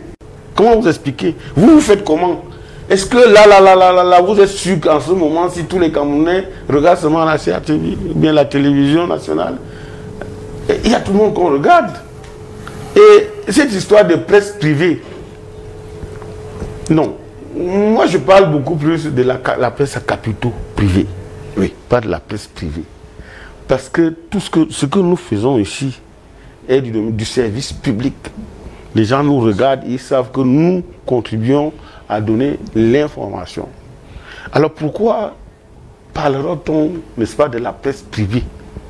C'est ce qu'on a vu avant. C'est quand le pays versait dans la démocratie, on parlait de l'opposition tapageuse et irresponsable, bien la presse privée de l'opposition tapageuse et irresponsable. Mais ça c'est vieux. Il n'y a pas de presse publique, il n'y a pas de presse privée en tant que telle, puisque tout le monde concourt, n'est-ce pas, à la diffusion de l'information, au service et à l'information, à donner l'information au public. Donc, il faut qu'on sorte de cette affaire de presse privée. Parce que ce qui se passe, et là encore, j'ai apprécié et applaudi ce que le maire a dit, c'est qu'il faut qu'on crée l'informel là où chacun s'occupe de celle. Non, il faut qu'on globalise et qu'on voie. Si à la fin, ça donne 1 milliard, que tout converge vers le ministère de la Communication. Et que le ministère de la Communication, avec ses démembrements, par exemple, Saxe-Léan doit être capable, en tant que délégué départemental, de monter l'information sur la presse, les médias qui existent dans l'Onfundi, et sur la base, je ne sais pas s'il est même consulté. Donc vous voyez que ça devient un peu une histoire de copinage, une histoire où, comment vous savez que le ministère, le Minepat, en période de budget, des lignes de les projets, gère environ 700 bâtons qu'il affecte comme il veut, à qui il veut. Et le journal des projets, c'est quoi? Chacun, c'est peut-être 2,5 millions, 3 millions. C'est-à-dire, si vous avez la chance d'avoir les 10 régions, vous en sortez avec combien? Avec plus de 25 millions. Et du coup, vous n'avez même pas à voir ce qui se passe au ministère de la Communication, où on vous donnera très difficilement 2 millions. Voilà. Pourtant, là-bas, vous savez que... Et c'est comme ça partout. On a émietté, n'est-ce pas, ce qui doit revenir, n'est-ce pas, je sais pas si aux communicants ou aux journalistes, parce que là encore, je ne sais pas pourquoi on a voulu embrouiller tout le monde en mettant communication, alors qu'on pouvait bien faire le découpage et donner à chacun ce qui lui revient. On ne l'a pas fait. C'est pour ça que je dis, il faut la visibilité. 119 millions, quand vous commencez à faire le partage, c'est à peine si les gens, il y a même des gens qui vont se retrouver avec 200 000, 300 000. Alors, vous faites quoi? Une télévision comme la vôtre, quand vous voyez ce que vous dépensez par an, c'est plus que 119 millions. D'accord? Mais pourtant, si on a voté un paquet, une subvention, et la subvention va entraîner la sélection. D'accord? C'est-à-dire ceux qui estiment que non, on peut faire n'importe comment dans ces métiers, vont s'auto-discipliner et ils vont comprendre que pour accéder à cela, il faut travailler dur. Et ceux qui seront éligibles à cette subvention seront, n'est-ce pas, et ils auront quelque chose entre les mains pour travailler. Voilà. Donc, j'avoue que je suis très mal à l'aise quand je vois une histoire 119 millions pour tous les communicants, plus toute la communication, et ça, c'est annuel. Si c'était au moins mensuel, on dirait que, ok, en janvier, n'est-ce pas, on donne à tel. Oui, mais mensuel, c'est à peine, ça ne fait pas 2 milliards. Voilà. Alors, merci, monsieur le maire. On va revenir à ça. Je ne suis pas très fort en arithmétique, mais ça peut être 119 millions par mois, on est sensiblement à 1,5 milliard. Et ce n'est pas beaucoup. Alors, ça revient aux questions de fond. Peut-être repenser cette subvention qui, malheureusement, reste un projet, un vrai serpent de mer. Et pour les médias, entre guillemets, bénéficiaires, ce n'est peut-être même pas un cadeau empoisonné, mais ça peut ramener les autres à se poser la question de savoir la crédibilité de cette aide. On reste toujours dans ce système de perfusion. Vous qui êtes directeur de publication, comment vous recevez cette nouvelle Essomba Abena? Ma réaction s'appuie sur le discours du ministre de la Communication de janvier lors de la présentation des vœux à la presse. Il a évoqué les différents chantiers qui sont en train d'être balisés pour assainir le milieu. Il a évoqué à ce sujet notamment l'obsolescence de la loi de 1990. Parce qu'aujourd'hui, elle pose beaucoup de problèmes. La société a évolué avec les réseaux sociaux, avec la presse cybernétique. L'arrivée de la Covid-19 nous a montré un autre visage qui a fait que beaucoup d'organes de presse ont préféré migrer dans le volet, puisqu'ils ont évoqué cette question, le volet PDF. Je ne vais pas citer les noms ici, mais à cette époque-là, particulièrement, moi j'ai vécu certaines scènes où on refusait de prendre les journaux physiques dans certaines administrations. On disait, dès que vous avez terminé le travail, transmettez-nous le PDF, nous allons imprimer nous-mêmes de l'intérieur. Parce qu'ils avaient peur que vos journaux physiques puissent être porteurs de la Covid-19. Donc le ministre Sadi a évoqué tous ces aspects qui font qu'aujourd'hui, avant de passer à la subvention, il est d'abord question d'assainir le milieu. Si possible, de le corporaliser, un peu comme les avocats, les ingénieurs, les architectes, et de catégoriser même les médias. Parce que lorsqu'on parle de l'État qui doit appuyer, les médias ne se valent pas. Donc, on peut catégoriser les journaux de première catégorie, comme ça se passe avec les établissements, les entreprises publiques, les journaux de deuxième catégorie, de troisième catégorie, ainsi de suite. Et en fonction des efforts que vous fournissez, vous pouvez franchir les paliers, vous pouvez partir de la quatrième à la première catégorie. Donc, c'est un chantier qui est vaste, mais qui ne m'empêche pas, moi, particulièrement, de saluer les efforts que le gouvernement consent déjà à assainir le milieu. Il y a la carte de presse qui fait partie des documents exigés pour obtenir l'aide à la presse, qui elle aussi est un document qui est encore discuté, parce que beaucoup de journalistes, beaucoup de patrons de presse n'adhèrent pas trop à la carte de presse telle dans le format actuel. Mais la dynamique de rénovation, la dynamique d'assainissement du milieu est en marche.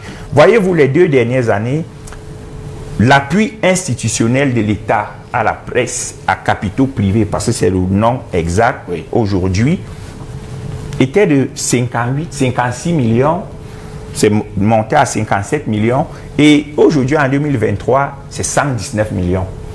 Cette gradation traduit une seule réalité, c'est que le ministère de la Communication, dont l'État, a la volonté d'aller au-delà. Mais à quoi sert l'argent dans la main? Vous commencez à compter à quel moment? Je commence à compter à partir de 2020. Oui, mais ça veut dire que vous êtes en retard. On a connu, à un moment, c'était 250 millions. 300 millions. Non, je dis pas. On est en train plutôt le projet de cette aide de se perdre. Non, au contraire, on a quand cette histoire commençait, à un moment donné, il y avait beaucoup d'argent. Mais aujourd'hui... Voyez-vous, je ne peux pas parler d'un phénomène que moi, je n'ai pas vécu. Le groupe La République, qui aura 5 ans bientôt, est né en 2020 et a bénéficié de l'aide, à l'époque c'était même l'aide à la presse, en 2021. Parce qu'en 2020, nous ne remplissions pas les conditions. Nous avions déposé un dossier à l'époque qui avait été rejeté. Nous nous sommes rapprochés du ministère de la Communication où on nous a expliqué de façon pédagogique toujours que voici les éléments qui ont fait que vous ne puissiez pas en bénéficier. Allez corriger ces aspects, affilier un certain nombre de personnels à la CNPS, parce que la presse à capitaux privés au Cameroun, c'est d'abord des entreprises. C'est pour ça qu'on parle de dossier fiscal, on parle de contrat de travail et bien d'autres aspects. Donc, aujourd'hui, il est d'abord question d'assainir le milieu, actualiser la loi de 1990, corporaliser le secteur avant de migrer vers la subvention. Ça, ce sont des propos tenus par le ministre de la Communication. Donc moi, je suis quelqu'un de positiviste, d'optimiste dans la vie. Et je me dis, il ne faut pas cracher sur ce que l'État fait au motif de ci, au motif de ça.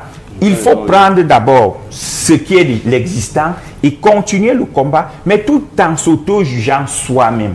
Parce que voyez-vous, quand tout à l'heure j'ai évoqué la catégorisation des organes de presse, c'est la preuve que moi-même je suis conscient, en tant que directeur de publication, que je n'ai pas encore atteint le même niveau que par exemple un journal de plus de 50 ans qu'est Le Messager. Donc le travail continue, mais c'est un travail collectif. Autant l'État doit faire bouger les lignes à son niveau, autant la corporation doit faire bouger les lignes aussi à son niveau. Et le travail est déjà fait, par exemple, j'appartiens à un réseau, le REPA, le réseau des patrons de presse du Cameroun, qui abat un énorme travail de collaboration, de travail collaboratif avec le ministère de la Communication pour faire avancer les choses en termes de carte de presse, en termes d'appui de l'État à la presse à capitaux privés. Bon, on me dira, à côté c'est tel nombre de milliards, il y a aussi des pays où l'État ne donne rien à la presse. Donc, il ne faut pas donner l'impression qu'au Cameroun, il y a une volonté manifeste du gouvernement à ne rien donner à la presse qui, pourtant, assure une mission de service public. Il y a une volonté de faire quelque chose, mais il faut aujourd'hui que chacun, dans son secteur, fasse le travail. Alors, je vous permets, avant que Jean-Baptiste ne... Oui, j'apprécie, n'est-ce pas, le triomphalisme de Timothée. Et je comprends bien, comme il a dit, c'est peut-être depuis 5 ans. Le débat sur, n'est-ce pas, l'aide publique à la communication privée, ça date de très longtemps. Et les gens, depuis longtemps, avaient parlé des subventions. Quand vous dites que ce n'est pas le gouvernement fait quelque... En fait, peut-être, vous savez de quoi vous parlez. Mais il y a beaucoup de journaux qui n'ont jamais pris Le Messager, en fait partie. On n'a jamais postulé à cette aide parce que c'est dérisoire. Il faut postuler. Non, non. Simplement parce que nous pensons que si le gouvernement veut faire quelque chose, l'État du Cameroun, je ne sais pas même pas le gouvernement, si l'État du Cameroun veut faire quelque chose pour ses médias ou alors sa presse, l'État peut le faire. Or, l'État veut continuer à infantiliser, n'est-ce pas, les médias et la presse. C'est pour ça que ça se passe comme ça. Comment un pays qui finance les partis politiques, n'est-ce pas, doit être capable de financer sa presse? Et c'est pour ça que j'ai parlé de la sélection naturelle qui va s'opérer. Quand vous donnez, vous savez, il a dit qu'il faut catégoriser, il y a un travail qui doit être fait. Ça a été fait depuis. Le Cameroun, sous Comini, on a fait les États généraux de la communication en 1994. Il était là, il a couvert ces événements. On a posé ce problème. On a même posé le problème de la professionnalisation de ce métier. Comment aujourd'hui le Cameroun est l'un des rares pays, on vous dit la définition d'un journaliste est même la plus rébarbative. On vous dit c'est elle qui sur la base de la collecte de l'information et tout. C'est là où il tire ses revenus. Ça veut dire qu'un avocat peut faire, n'est-ce pas, les demi-saisons dans un média. On dit qu'il est journaliste, n'est-ce pas? Donc le problème est là. Donc l'organisation des médias, de la presse, doit n'est-ce pas, tirer en grande partie l'appui de l'État du Cameroun. Les États généraux de la communication, vous savez, moi j'avais retrouvé les actes des États généraux de la communication de 1994 chez une vendeuse de beignets. C'est-à-dire qu'on ne le retrouvait nulle part, mais elle les vendait. Tiroma est venu en 2012, 18 ans après. Il a organisé aussi les États généraux de la communication. Tous ces problèmes ont été retoqués. Jérôme est parti, rien n'a marché. Aujourd'hui, on est en 2023. Je ne sais pas, entre 2012 et 2023, combien de temps a passé. Jusque-là, il y a un problème. Donc, tout cela, mon cher ami, ça a été débattu. Et quand je parle des États généraux de la communication de 1994, il y avait encore des puissances, des grandes puissances, hein, du journalisme dans ce pays. Nous-mêmes, on montait seulement, qui ont posé tous les problèmes. Mais sauf que personne ne veut de l'organisation. C'est ce que je retiens. Hein. Pensez comme vous voulez. Si le jour que l'État va décider d'organiser sa presse et de lui donner une valeur, ça va changer. Mais aujourd'hui, on considère les médias comme on considère les partis politiques. Il y en a 300 ou 400 partis politiques. Bon, ça ne dit rien à personne. Aujourd'hui, on vous parle de 600 titres, mais ça ne dit rien à personne. Du moment où on garde un peu le formel que décriait le maire, à savoir que chacun en fonction de ce qu'il va atteindre, en fonction de la manipulation qu'il va exercer sur tel ou tel organe de presse, il est libre. Parce que ce n'est pas centralisé. La centralisation de l'aide publique à la communication doit être un cap à franchir afin qu'on sache que les petites rivières doivent converger vers le grand fleuve. Et aujourd'hui, le grand fleuve central pourrait être le ministère de la Communication. Vous savez, c'est les petites rivières qui font les grands fleuves. Et alors, chacun qui émiette, qui prend la petite part à côté là pour gérer. Et à la fin, présenter aux yeux du monde que voici ce que nous avons pensé pour la presse. Ce n'est pas bon. Bien. Il faut centraliser. Merci. Et conjurer, sachant que voilà où on va. Et voilà la grille de lecture. Voilà la grille de répartition qui, n'est-ce pas, appelle le respect des normes. Bien. Sous les on va échanger. En 5 secondes, Aimé. Le Cameroun ne vit pas en marge du monde. Oui. Citez-moi un seul pays dans le monde où c'est centralisé tel que le doyen Soulé parle. Ça n'existe nulle part. Et je vous ai parlé du débat à l'Assemblée nationale. La presse, dans plusieurs pays. L'exercice de la presse relève d'abord d'une liberté. La liberté d'expression, la liberté d'opinion. Donc vouloir instaurer un centralisme brut, c'est à un moment donné priver certains citoyens de leur liberté d'expression, de leur liberté d'opinion. Non, vous ne voyez pas les choses comme moi. C'est pas ce que je veux dire. Je n'ai jamais dit que si on centralise l'appui, la subvention, c'est pour ça que ça doit être discuté à l'Assemblée nationale. Attendez, écoutez-moi avant de m'interpréter. Certains peuvent refuser de l'apprendre. Je n'ai pas dit qu'on ne peut pas, on accepte. Je vous ai dit, par exemple, il y a des organes de presse qui ne prennent pas, n'est-ce pas, ce menu fretin. Ce que je voudrais dire, c'est que quand c'est débattu au niveau de l'Assemblée nationale, chacun sait ce à quoi il peut s'attendre. Je n'ai pas dit qu'il faut corrompre la ligne éditoriale. Ça n'a pas de sens. Bien. Merci à notre éditorialiste du quotidien Le Messager. Merci aussi au directeur de publication. Vous voyez que la presse est bien représentée. C'est vrai que M. Samnik va réagir sur une préoccupation d'un téléspectateur, Jean-Baptiste Atemengue.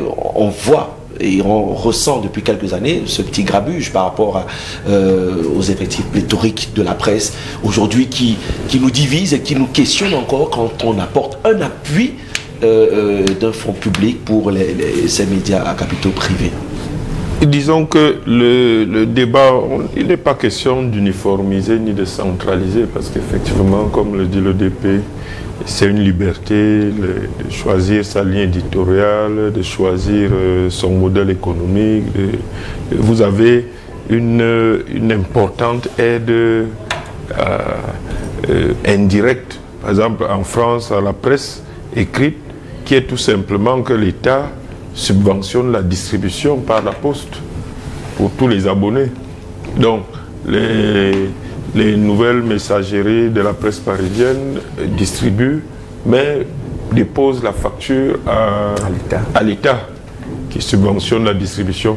Et là, quel que soit le modèle de chaque organe de presse écrite, par exemple, ils vont bénéficier en fonction de leur nombre d'abonnés, de ce qu'ils veulent faire, de cette possibilité de distribuer par cette voie subventionnée.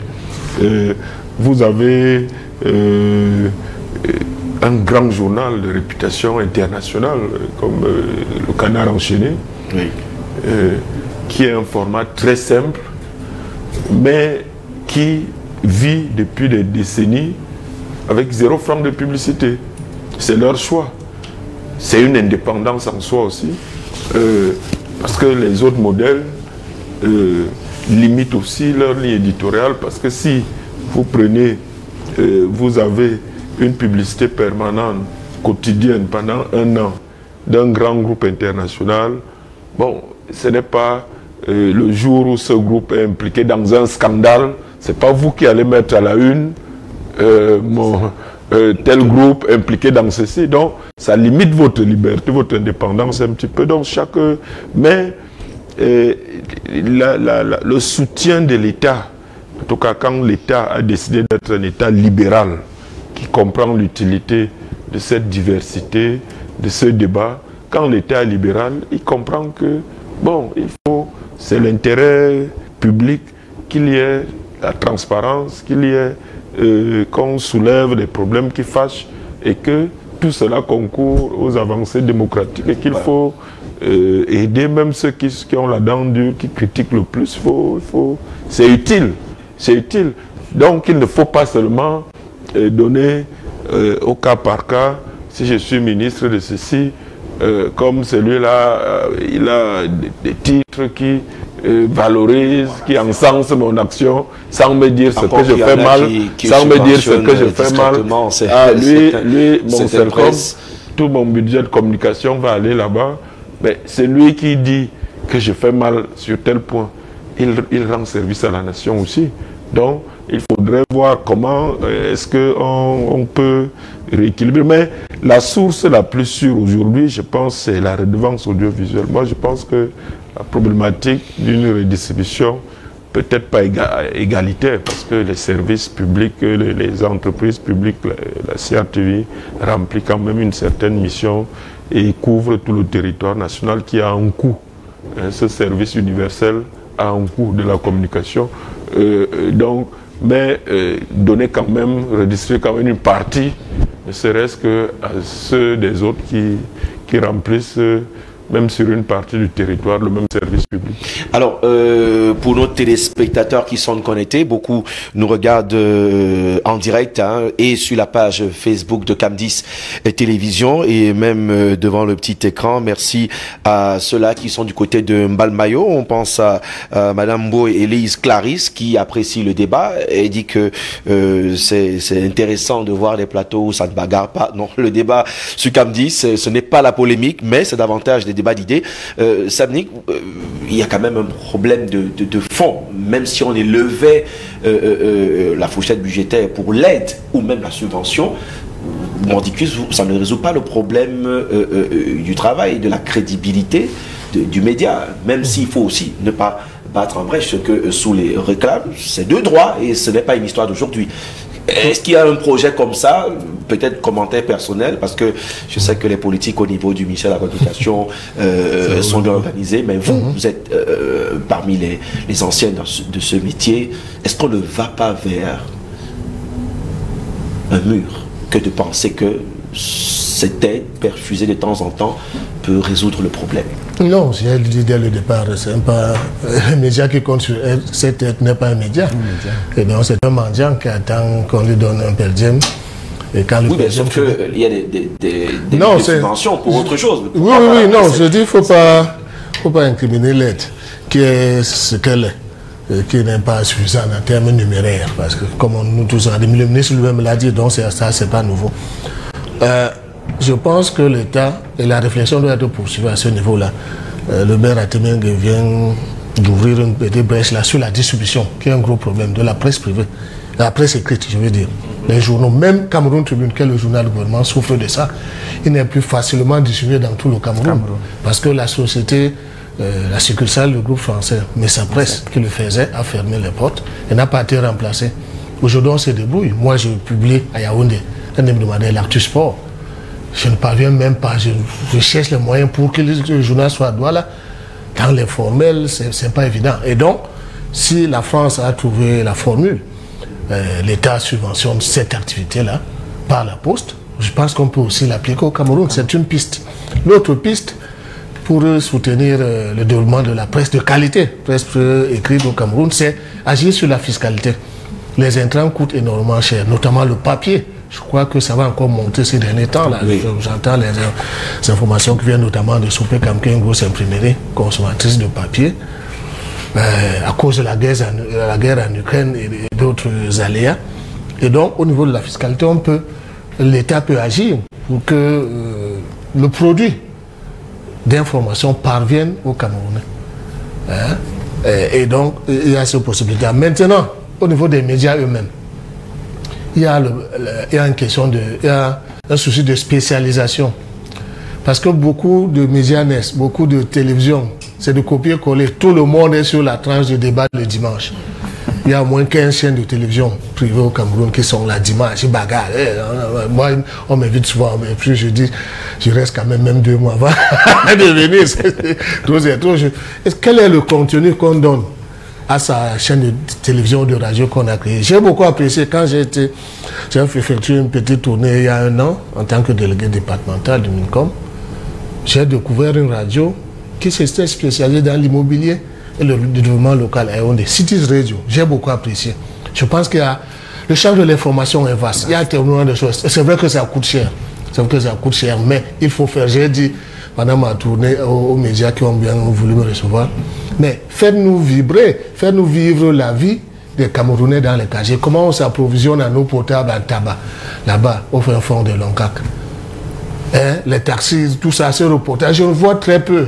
Tout le monde est dans l'institutionnel pour demander les per diem, peut-être parce que les médias ne veulent pas payer. La mairie de Ngoumou organise sa session. Mais malheureusement, ceux qui se démarquent ne sont pas toujours... Ils se démarquent très peu. Malheureusement, ils se démarquent très peu. Je peux vous mettre au défi. Au moins accompagner dans ces actions. On parle de tri, on parle de sélection. Non, la plupart des émissions, c'est les émissions assises, là où nous sommes là. On généralise. On ne fait pas d'enquête, on ne descend pas sur le terrain, on ne fait pas vivre. Il y a énormément de choses à raconter. Il y a les portraits, les gens journalistes, parce que par ailleurs, j'ai une autre vie d'enseignant dans les universités privées où je donne les cours pratiques de journalisme. On a une panoplie de gens journalistes, mais les gens font seulement le compte rendu, revue de presse, compte rendu, débat. Voilà 90% de contenu des médias aujourd'hui au Cameroun. Non, il y a mieux que ça. Il y a le reportage déjà. Est-ce que je n'ai pas encore lu votre reportage alors que vous êtes là dans le métier depuis longtemps? J'aimerais lire ça dans un journal. Et même au Coco, c'est qui vient d'où? Moi, j'ai joué au football avec vous. On joue souvent au football vétéran. Est-ce que les gens savent ça? Où avez-vous été formé?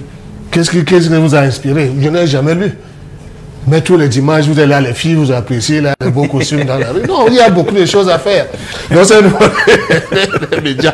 Je suis aussi d'accord que la redevance audiovisuelle, comme c'est une contribution obligatoire de tous les travailleurs, que puisse minimalement être réorienté peut-être vers les médias privés, mais pas dans les mêmes proportions, parce qu'il faut le dire aussi, la CATV couvre l'ensemble du territoire, 10 stations régionales, et d'autres stations FM, oui, elle a besoin de plus de moyens encore que d'autres, mais comme c'est tous les travailleurs camerounais qui contribuent à la redevance, comme pour le crédit foncier, je pense qu'il y a une réflexion à mener à ce niveau. Je disais par rapport à je termine par là, à la spécialisation. Monsieur le maire d'Ongoumou semblait ne pas comprendre comment les collectivités peuvent participer à la vie des médias, de peur qu'on les soupçonne que vous avez caborazé ou bien... Non, en France, le plus fort tirage des journaux, c'est la presse régionale. Donc, c'est toujours dans le cas de l'aspiration, il y a un Cameroun qui vit hors des Yaoundé de Douala qu'il faut faire vivre. Et que, de manière incidente, sans que ce soit... C'est un partenariat, non pas un esclavage ou une corruption. Les collectivités qui ont des ressources, au-delà des transferts, il y a des impôts locaux qui peuvent participer aussi à la vie de la presse. Yeah. Merci Emmanuel Gustave Samnick. C'est vrai qu'il a pris un contour qui montrait le verre à moitié vide. Il ne s'agit pas de la forme d'expression des médias, mais on revenait justement sur les questions de financement. De toute façon, l'appui est là. Le vœu aujourd'hui Soulé, c'est qu'on ne s'arrête pas à cela, mais aussi que les médias rentrent dans cette... comment on appelait ça, s'améliore. Il faut davantage... la culture d'entreprise. Voilà, s'organiser. S'organiser, carte de presse et autres. C'est peut-être ça qui fâche, mais le messager n'entend pas forcément changer sa donne. On va peut-être sortir par là. Non, il n'est pas encore la carte de presse. Toutes les conditions derrière pour prétendre... pour être bénéficiaire, c'est pas, il y a un cahier de charge à remplir. Il y a beaucoup de choses qu'on demande, mais pour presque rien.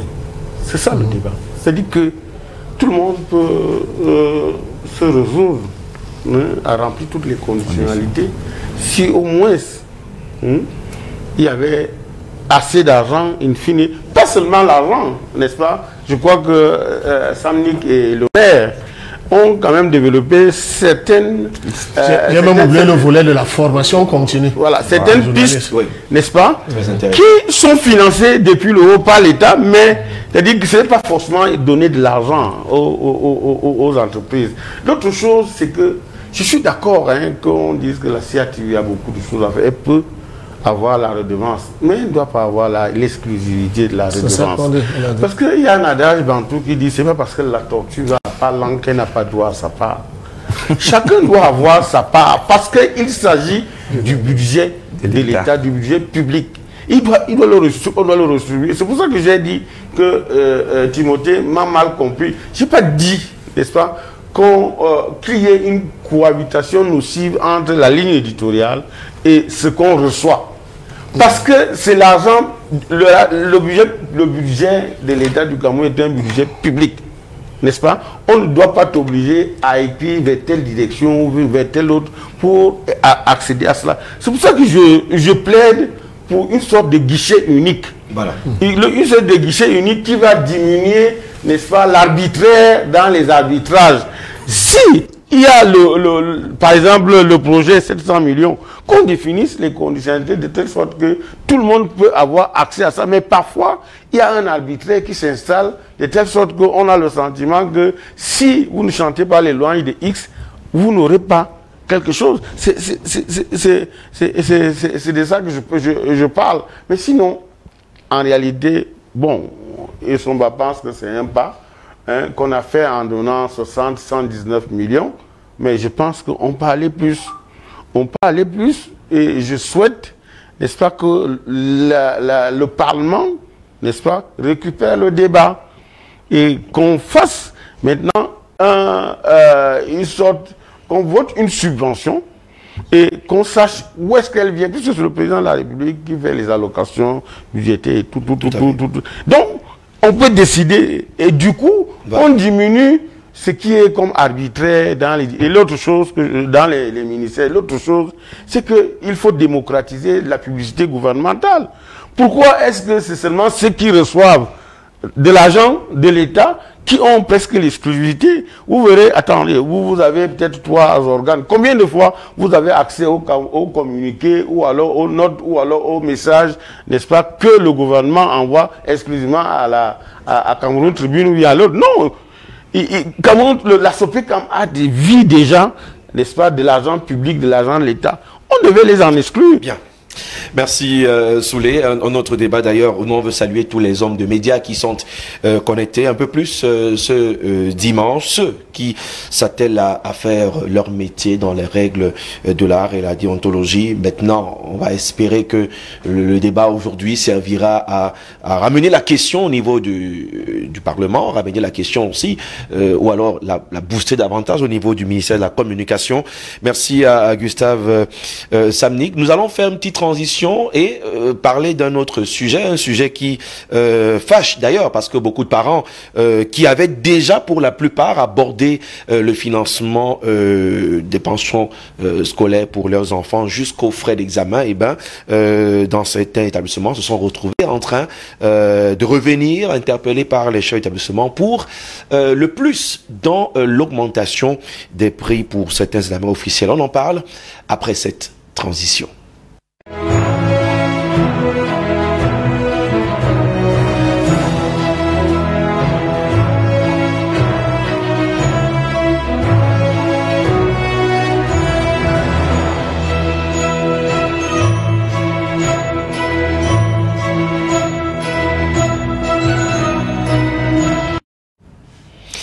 Merci à vous de réagir, beaucoup de messages. On va tout à l'heure lire quelques-uns avant de refermer ce partage sur Cam10 Télévision.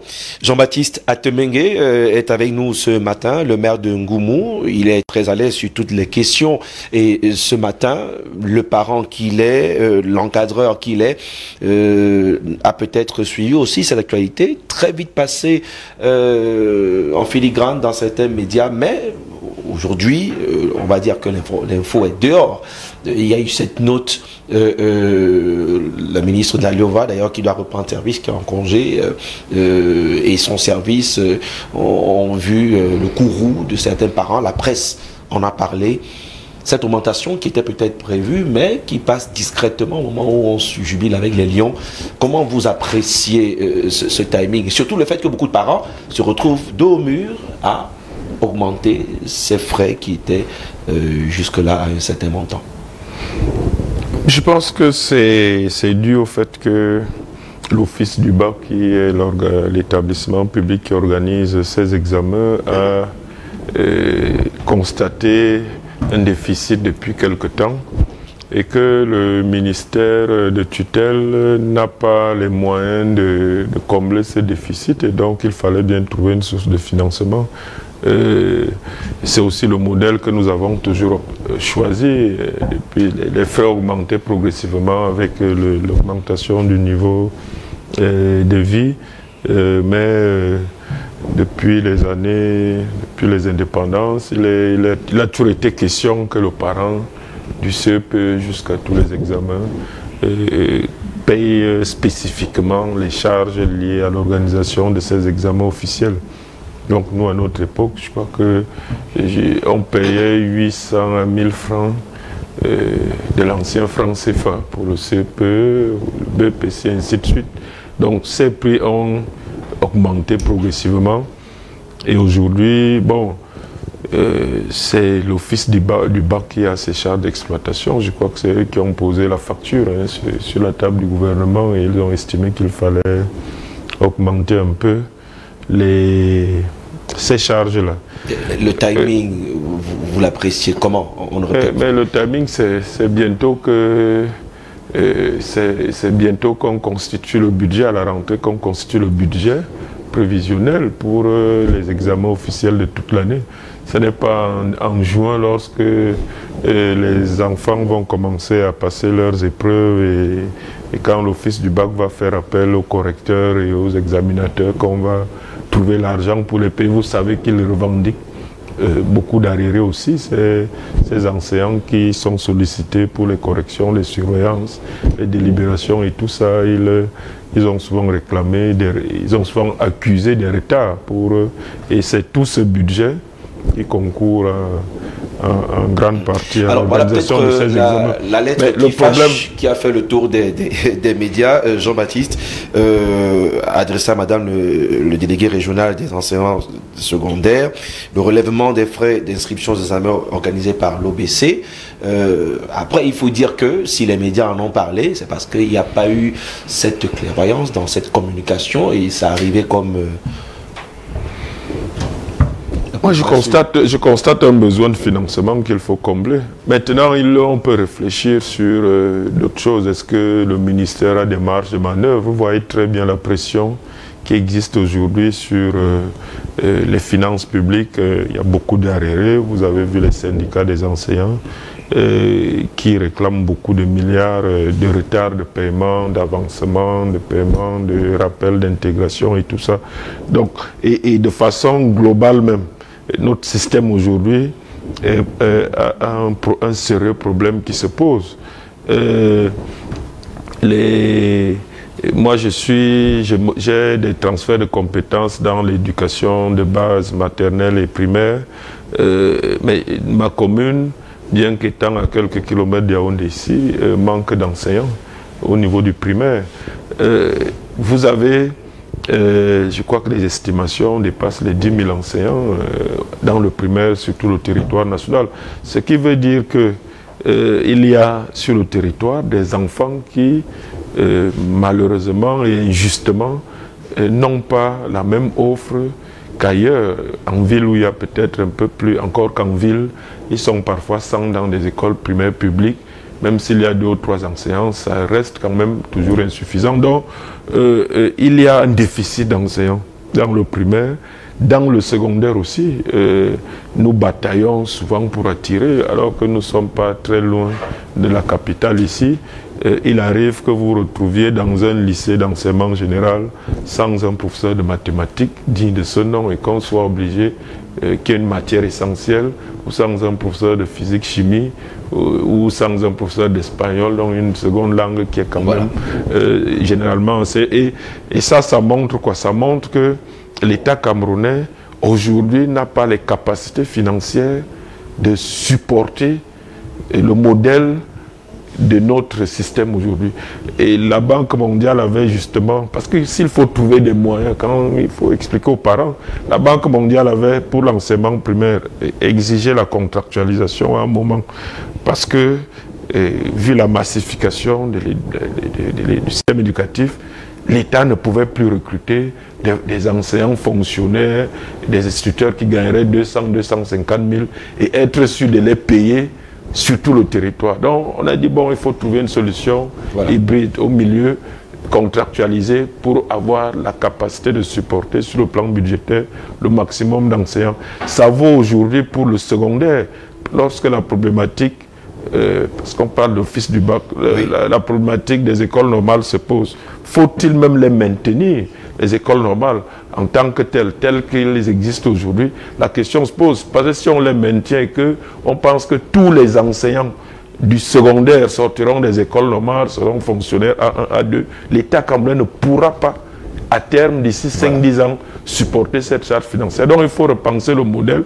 Et peut-être que si on dégage des économies, on pourrait avoir ensuite à subventionner totalement l'organisation des épreuves, des examens officiels. Mais si nous mettons l'accent, nous recrutons des enseignants du primaire, du secondaire, tous fonctionnaires, ils gagnent 500 000, ça ne pourra pas aller. D'abord, on est sûr que tous les enfants n'auront pas accès à ces enseignements, parce qu'on n'aura pas assez d'enseignants. Deuxièmement, on est sûr et certain que la fracture scolaire va s'aggraver, parce qu'elle existe aujourd'hui. Malgré les revendications des enseignants du secteur public, ce secteur public est le moins productif du système éducatif. Le secteur privé, qui oriente autrement les ressources, qui utilise autrement les ressources, est plus rentable et plus productif. Et là-bas, tout l'argent ne va pas qu'au salaire, même s'il faut les augmenter, parce que la qualité de l'éducation n'étant pas que les salaires des enseignants, il y a le cadre, il y a le matériel didactique. Lorsqu'aujourd'hui, j'ai pour 20 écoles 5 millions de paquets minimum, mais ça ne peut même pas permettre, malgré qu'ils aient des bons salaires, ça ne peut pas permettre d'enseigner de façon fiable des élèves pendant un mois. Merci Donc Jean-Baptiste. tout n'est pas que les salaires, il faut repenser le modèle. Et peut-être si on repense le modèle, certains États subventionnent totalement l'organisation des examens officiels. On pourrait arriver peut-être si on dégage des économies ailleurs. Alors, il a planté quand même le décor d'une situation délicate davantage. Parce que s'il faut aller au cas par cas, on est peut-être dans les grandes villes, mais dans l'arrière-pays, c'est encore bien compliqué. La disponibilité même des enseignants et tout. Pour ceux qui vont à l'examen, de 9 500 francs CFA à 12 000, on voit l'entête et la signature de ce communiqué au niveau de... Que pour les fils de paysans, 12 000 à la rentrée à côté de l'inscription, c'est déjà financièrement très difficile. Hein. Bien. Donc, il faut réfléchir. Votre regard, Essomba Abena, sur cette actualité qui fait même d'ailleurs beaucoup de tensions dans certains ménages. C'est un sujet vraiment qui fâche, comme la presse a dit. Les explications de M. le maire, personnellement, m'apaisent. Et c'est pour ça que je vais d'abord critiquer la méthode. Il a donné des détails qui, s'ils avaient été expliqués aux associations, aux parents, via les associations de parents d'élèves, la pilule serait moins amère. Mais on a l'impression que Mme le ministre s'est assise dans son bureau. Elle a décidé... Bon, c'est vrai que c'est pas elle qui le signe, hein, le délégué autant... C'est le secrétaire d'État pour le ministère des enseignements secondaires, qui se sont assis avec l'OBC. Ils ont dit, l'OBC a des problèmes d'argent, on peut financer, on peut faire porter ce financement par les parents. Mais on n'a pas consulté les parents, on n'a pas préparé les parents. Même en utilisant des moyens sibyllins, comme ça s'est fait avec l'augmentation du carburant, on a vu des manœuvres, on a même mobilisé la presse pour préparer l'opinion à accepter l'augmentation. Ça aurait pu être le cas pour que les parents digèrent mieux cette augmentation. Maintenant, il y a une impression de petite fourberie liée au timing de diffusion de l'annonce. Le jour que les Lions jouent, quelques heures après la qualification des Lions, c'est difficile de ne pas penser qu'il y avait une volonté de faire passer la pilule. Encore que le document a fuité. Et de profiter de l'euphorie. Il n'y a pas eu de communication par rapport à ça. Donc, mais ce sont aussi des techniques. Ce sont aussi des techniques, puisqu'aujourd'hui, on en parle. Donc, ça pouvait être une fuite préméditée pour profiter du moment d'euphorie lié à la qualification des Lions indomptables. Et j'ai regardé un peu les statuts de beaucoup de personnes. C'est ce que tout le monde disait, que pendant que vous jubiliez la victoire des Lions, nous, on a augmenté les frais d'examen. Maintenant, lorsqu'on regarde le niveau de vie des Camerounais, laissons même c'est des centres-villes. Monsieur le maire évoquait les paysans. 2500 francs en période de rentrée scolaire pour un paysan, c'est très costaud. La question aujourd'hui est celle de savoir, fallait-il vraiment faire supporter cette charge aux parents? En moins d'un an, il y a juste une augmentation de salaire de 5%. Il y a une augmentation de carburant et maintenant relèvement des frais d'examen. Et pourtant, les prestations de l'OBC ne se sont pas améliorées. Parce que l'augmentation du coût d'un service doit être corrélée à l'amélioration ou alors à l'ajout de peut-être qualitatif ou quantitatif d'un service. L'OBC est déjà querellé parce qu'il fait payer les frais de retrait des relevés de notes. L'OBC est déjà querellé parce qu'il fait payer l'obtention des résultats des 10 examens par SMS qui coûte 150 francs. Aujourd'hui, l'OBC est encore querellé parce que les frais d'examen vont augmenter. L'État aurait pu peut-être trouver un moyen alternatif autre que de faire supporter cette nouvelle charge aux parents dans le contexte de difficultés, d'impécuniosité généralisée dans lequel nous vivons aujourd'hui. Mais l'augmentation est déjà là. Il faut donc des mesures compensatoires. Lorsqu'on a augmenté le carburant, il y a quand même eu 5% au niveau des salaires. Mais il ne faut pas donner l'impression aux Camerounais que c'est une augmentation qui est banale. Non, 2500 francs. Lorsque vous avez 10 enfants, ça fait 25 000. Et beaucoup de Camerounais n'ont pas 10 enfants parce qu'ils ont engendré 10 enfants. Parfois, on gère les enfants, on gère les collatéraux. Tout à fait. Et ça grève le coût de l'encadrement des 10 enfants. Donc, la mesure aurait pu prendre un peu plus de temps, mieux être concerté et trouver des palliatifs ou alors des mesures supplétives compensatoires pour que le parent ne subisse pas toutes ces charges seules. Alors, Soulé, il faut quand même rappeler que le contexte par rapport à l'éducation reste tendu. Récemment encore, les syndicalistes sont remontés au créneau, ils ont revendiqué des aérés et autres. Est-ce qu'il faut prendre cette augmentation des frais des examens régis par l'OBC comme un épiphénomène, ou alors ça peut créer du grabuge, même si les parents n'ont pas le choix, c'est fait et puis le vin est tiré, il faut le consommer. Le niveau d'irresponsabilité de monsieur le secrétaire d'État qui a signé cette note est pitoyable. Moi j'appelle ça le banditisme, c'est même l'escalade de la bêtise. Premièrement, vous êtes un secrétaire d'État, c'est vrai, vous assurez l'intérim parce que nous avons fouillé, vous avez laissé entendre que Mme Nalova Yonga est en congé. Mais c'est dans le congé de Mme le ministre que vous profitez pour signer ça. Même si vous avez des connexions et des complicités avec le fils du bac, c'est vrai. Dans nos enquêtes, on nous a dit que le DG de l'office du bac a toujours posé ce problème parce qu'il disait qu'il y avait l'accroissement, n'est-ce pas, des candidats aux examens, l'accroissement des correcteurs et ça faisait, et même le matériel qui devenait de plus en plus cher. Mais ce n'est pas comme ça. Vous ne faites pas un passage en force. Ça, c'est le braquage sur les parents d'élèves.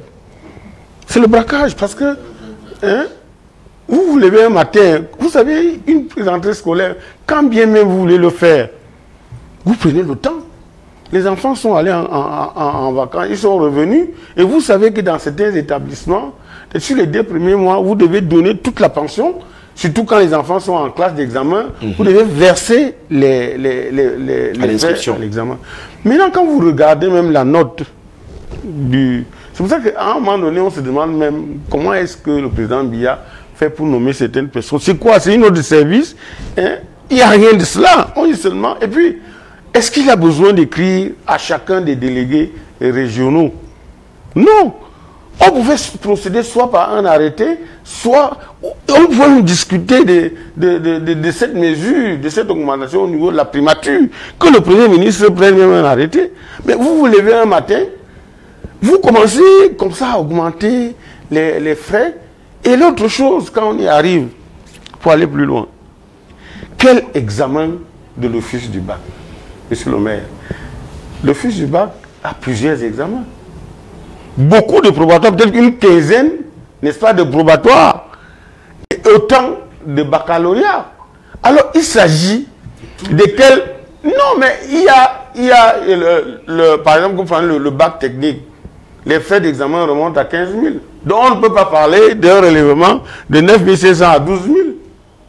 Quand vous prenez certains probatoires industriels, on est déjà à 10 500, 12 000.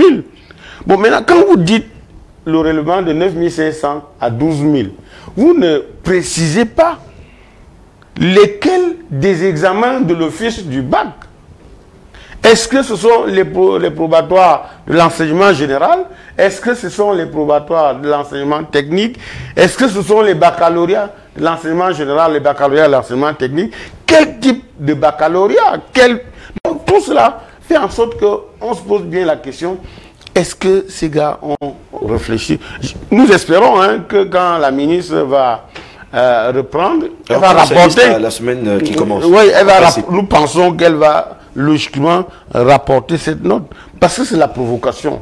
Vous ne pouvez pas servir une histoire comme celle-là et mettre cela d'autorité tout de suite.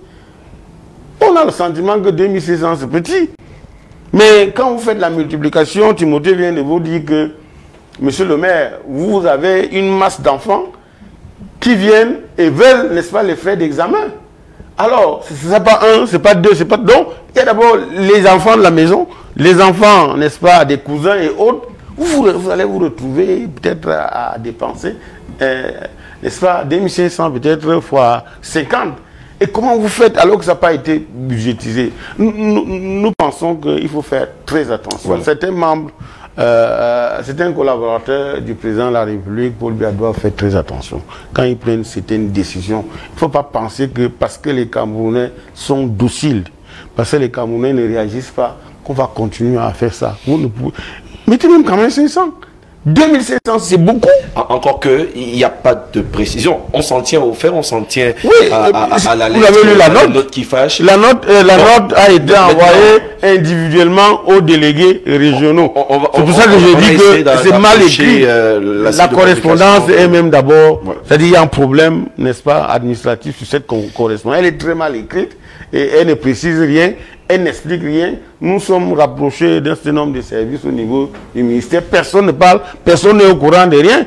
Même la cellule de communication ne peut pas vous dire ce qui s'est passé. Et comment vous faites? Bien.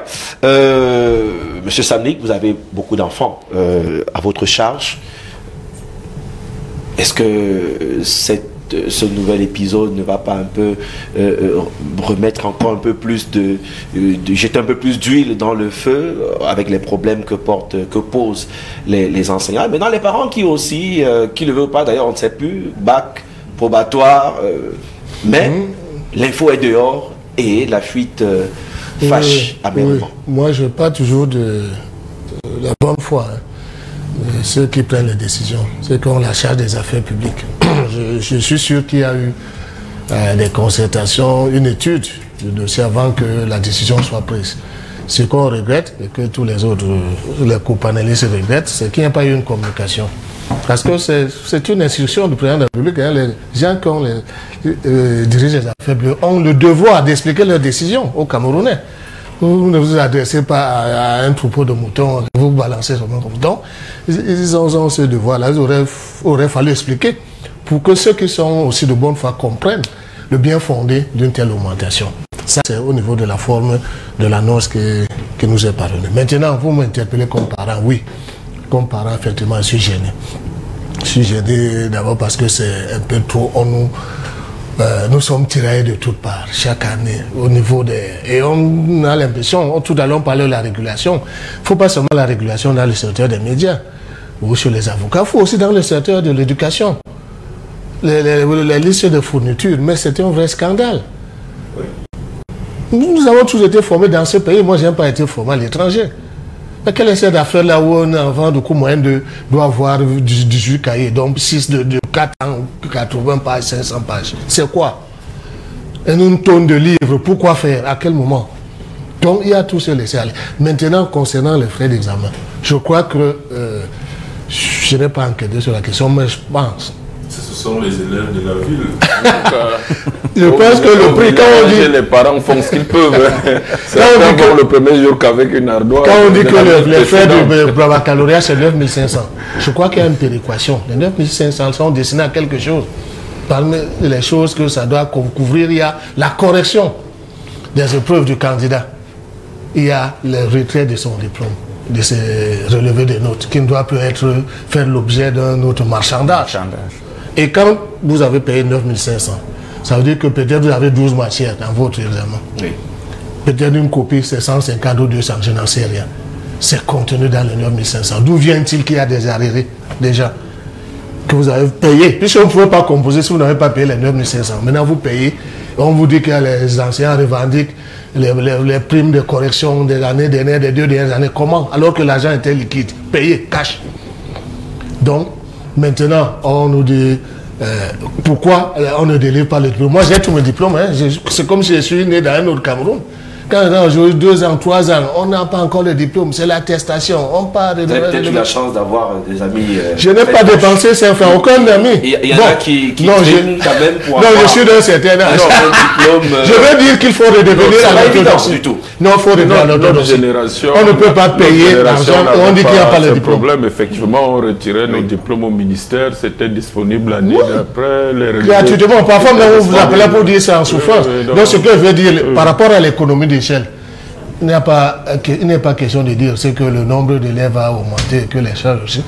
Mais puisque chaque paquet concerne les frais liés au candidat qui le paye, les 9500. Donc ça ne devrait pas poser de problème. Même s'il y a 1 million de candidats au bac, ils ont payé chacun. Vous ne pouvez pas commencer au bac si vous n'avez pas payé les frais. Et donc, ça doit être... Maintenant, je suis sûr que la sécurisation des diplômes coûte plus cher que l'établissement de n'importe quel autre document. Oui, nous sommes d'accord.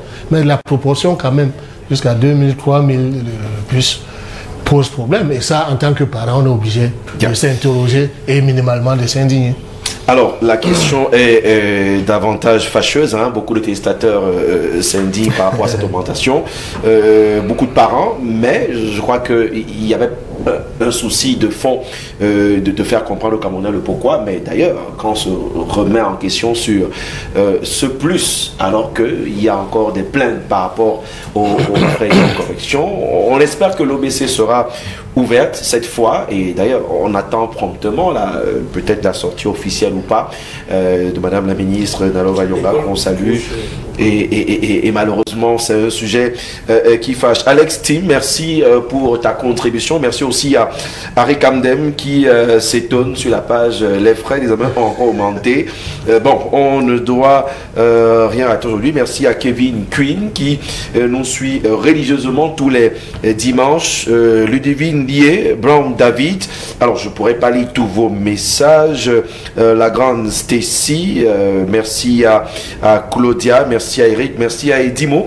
C'est bien de partager. D'ailleurs, vous avez la possibilité de revoir l'émission sur la page Facebook de Cam10 Télévision, mais la rediffusion officielle sur nos antennes, c'est le mercredi quand il est 21h. Je m'en voudrais de ne pas dire merci à nos invités qui se sont déplacés pour échanger ce matin encore sous les Onoyol. J'espère que le messager va davantage nous offrir de bons titres et qu'on se fera le plaisir de lire en direct tous les matins, et que nos amis qui ont les presses dans leurs ordinateurs, dans leur téléphone, essaient un peu de comprendre que le milieu a besoin d'être un peu plus régulé. Merci, monsieur le directeur de publication, à un ou autre rendez-vous. Monsieur le maire Jean-Baptiste Atemengue, bien des choses. Et surtout à nos millions de téléspectateurs. Stop et fin du grand débat pour ce dimanche. Dimanche prochain, une autre histoire, un autre dossier sur la table. D'ici là, bon appétit si vous êtes à table en famille, et restez en compagnie des programmes de Cam10 Télévision.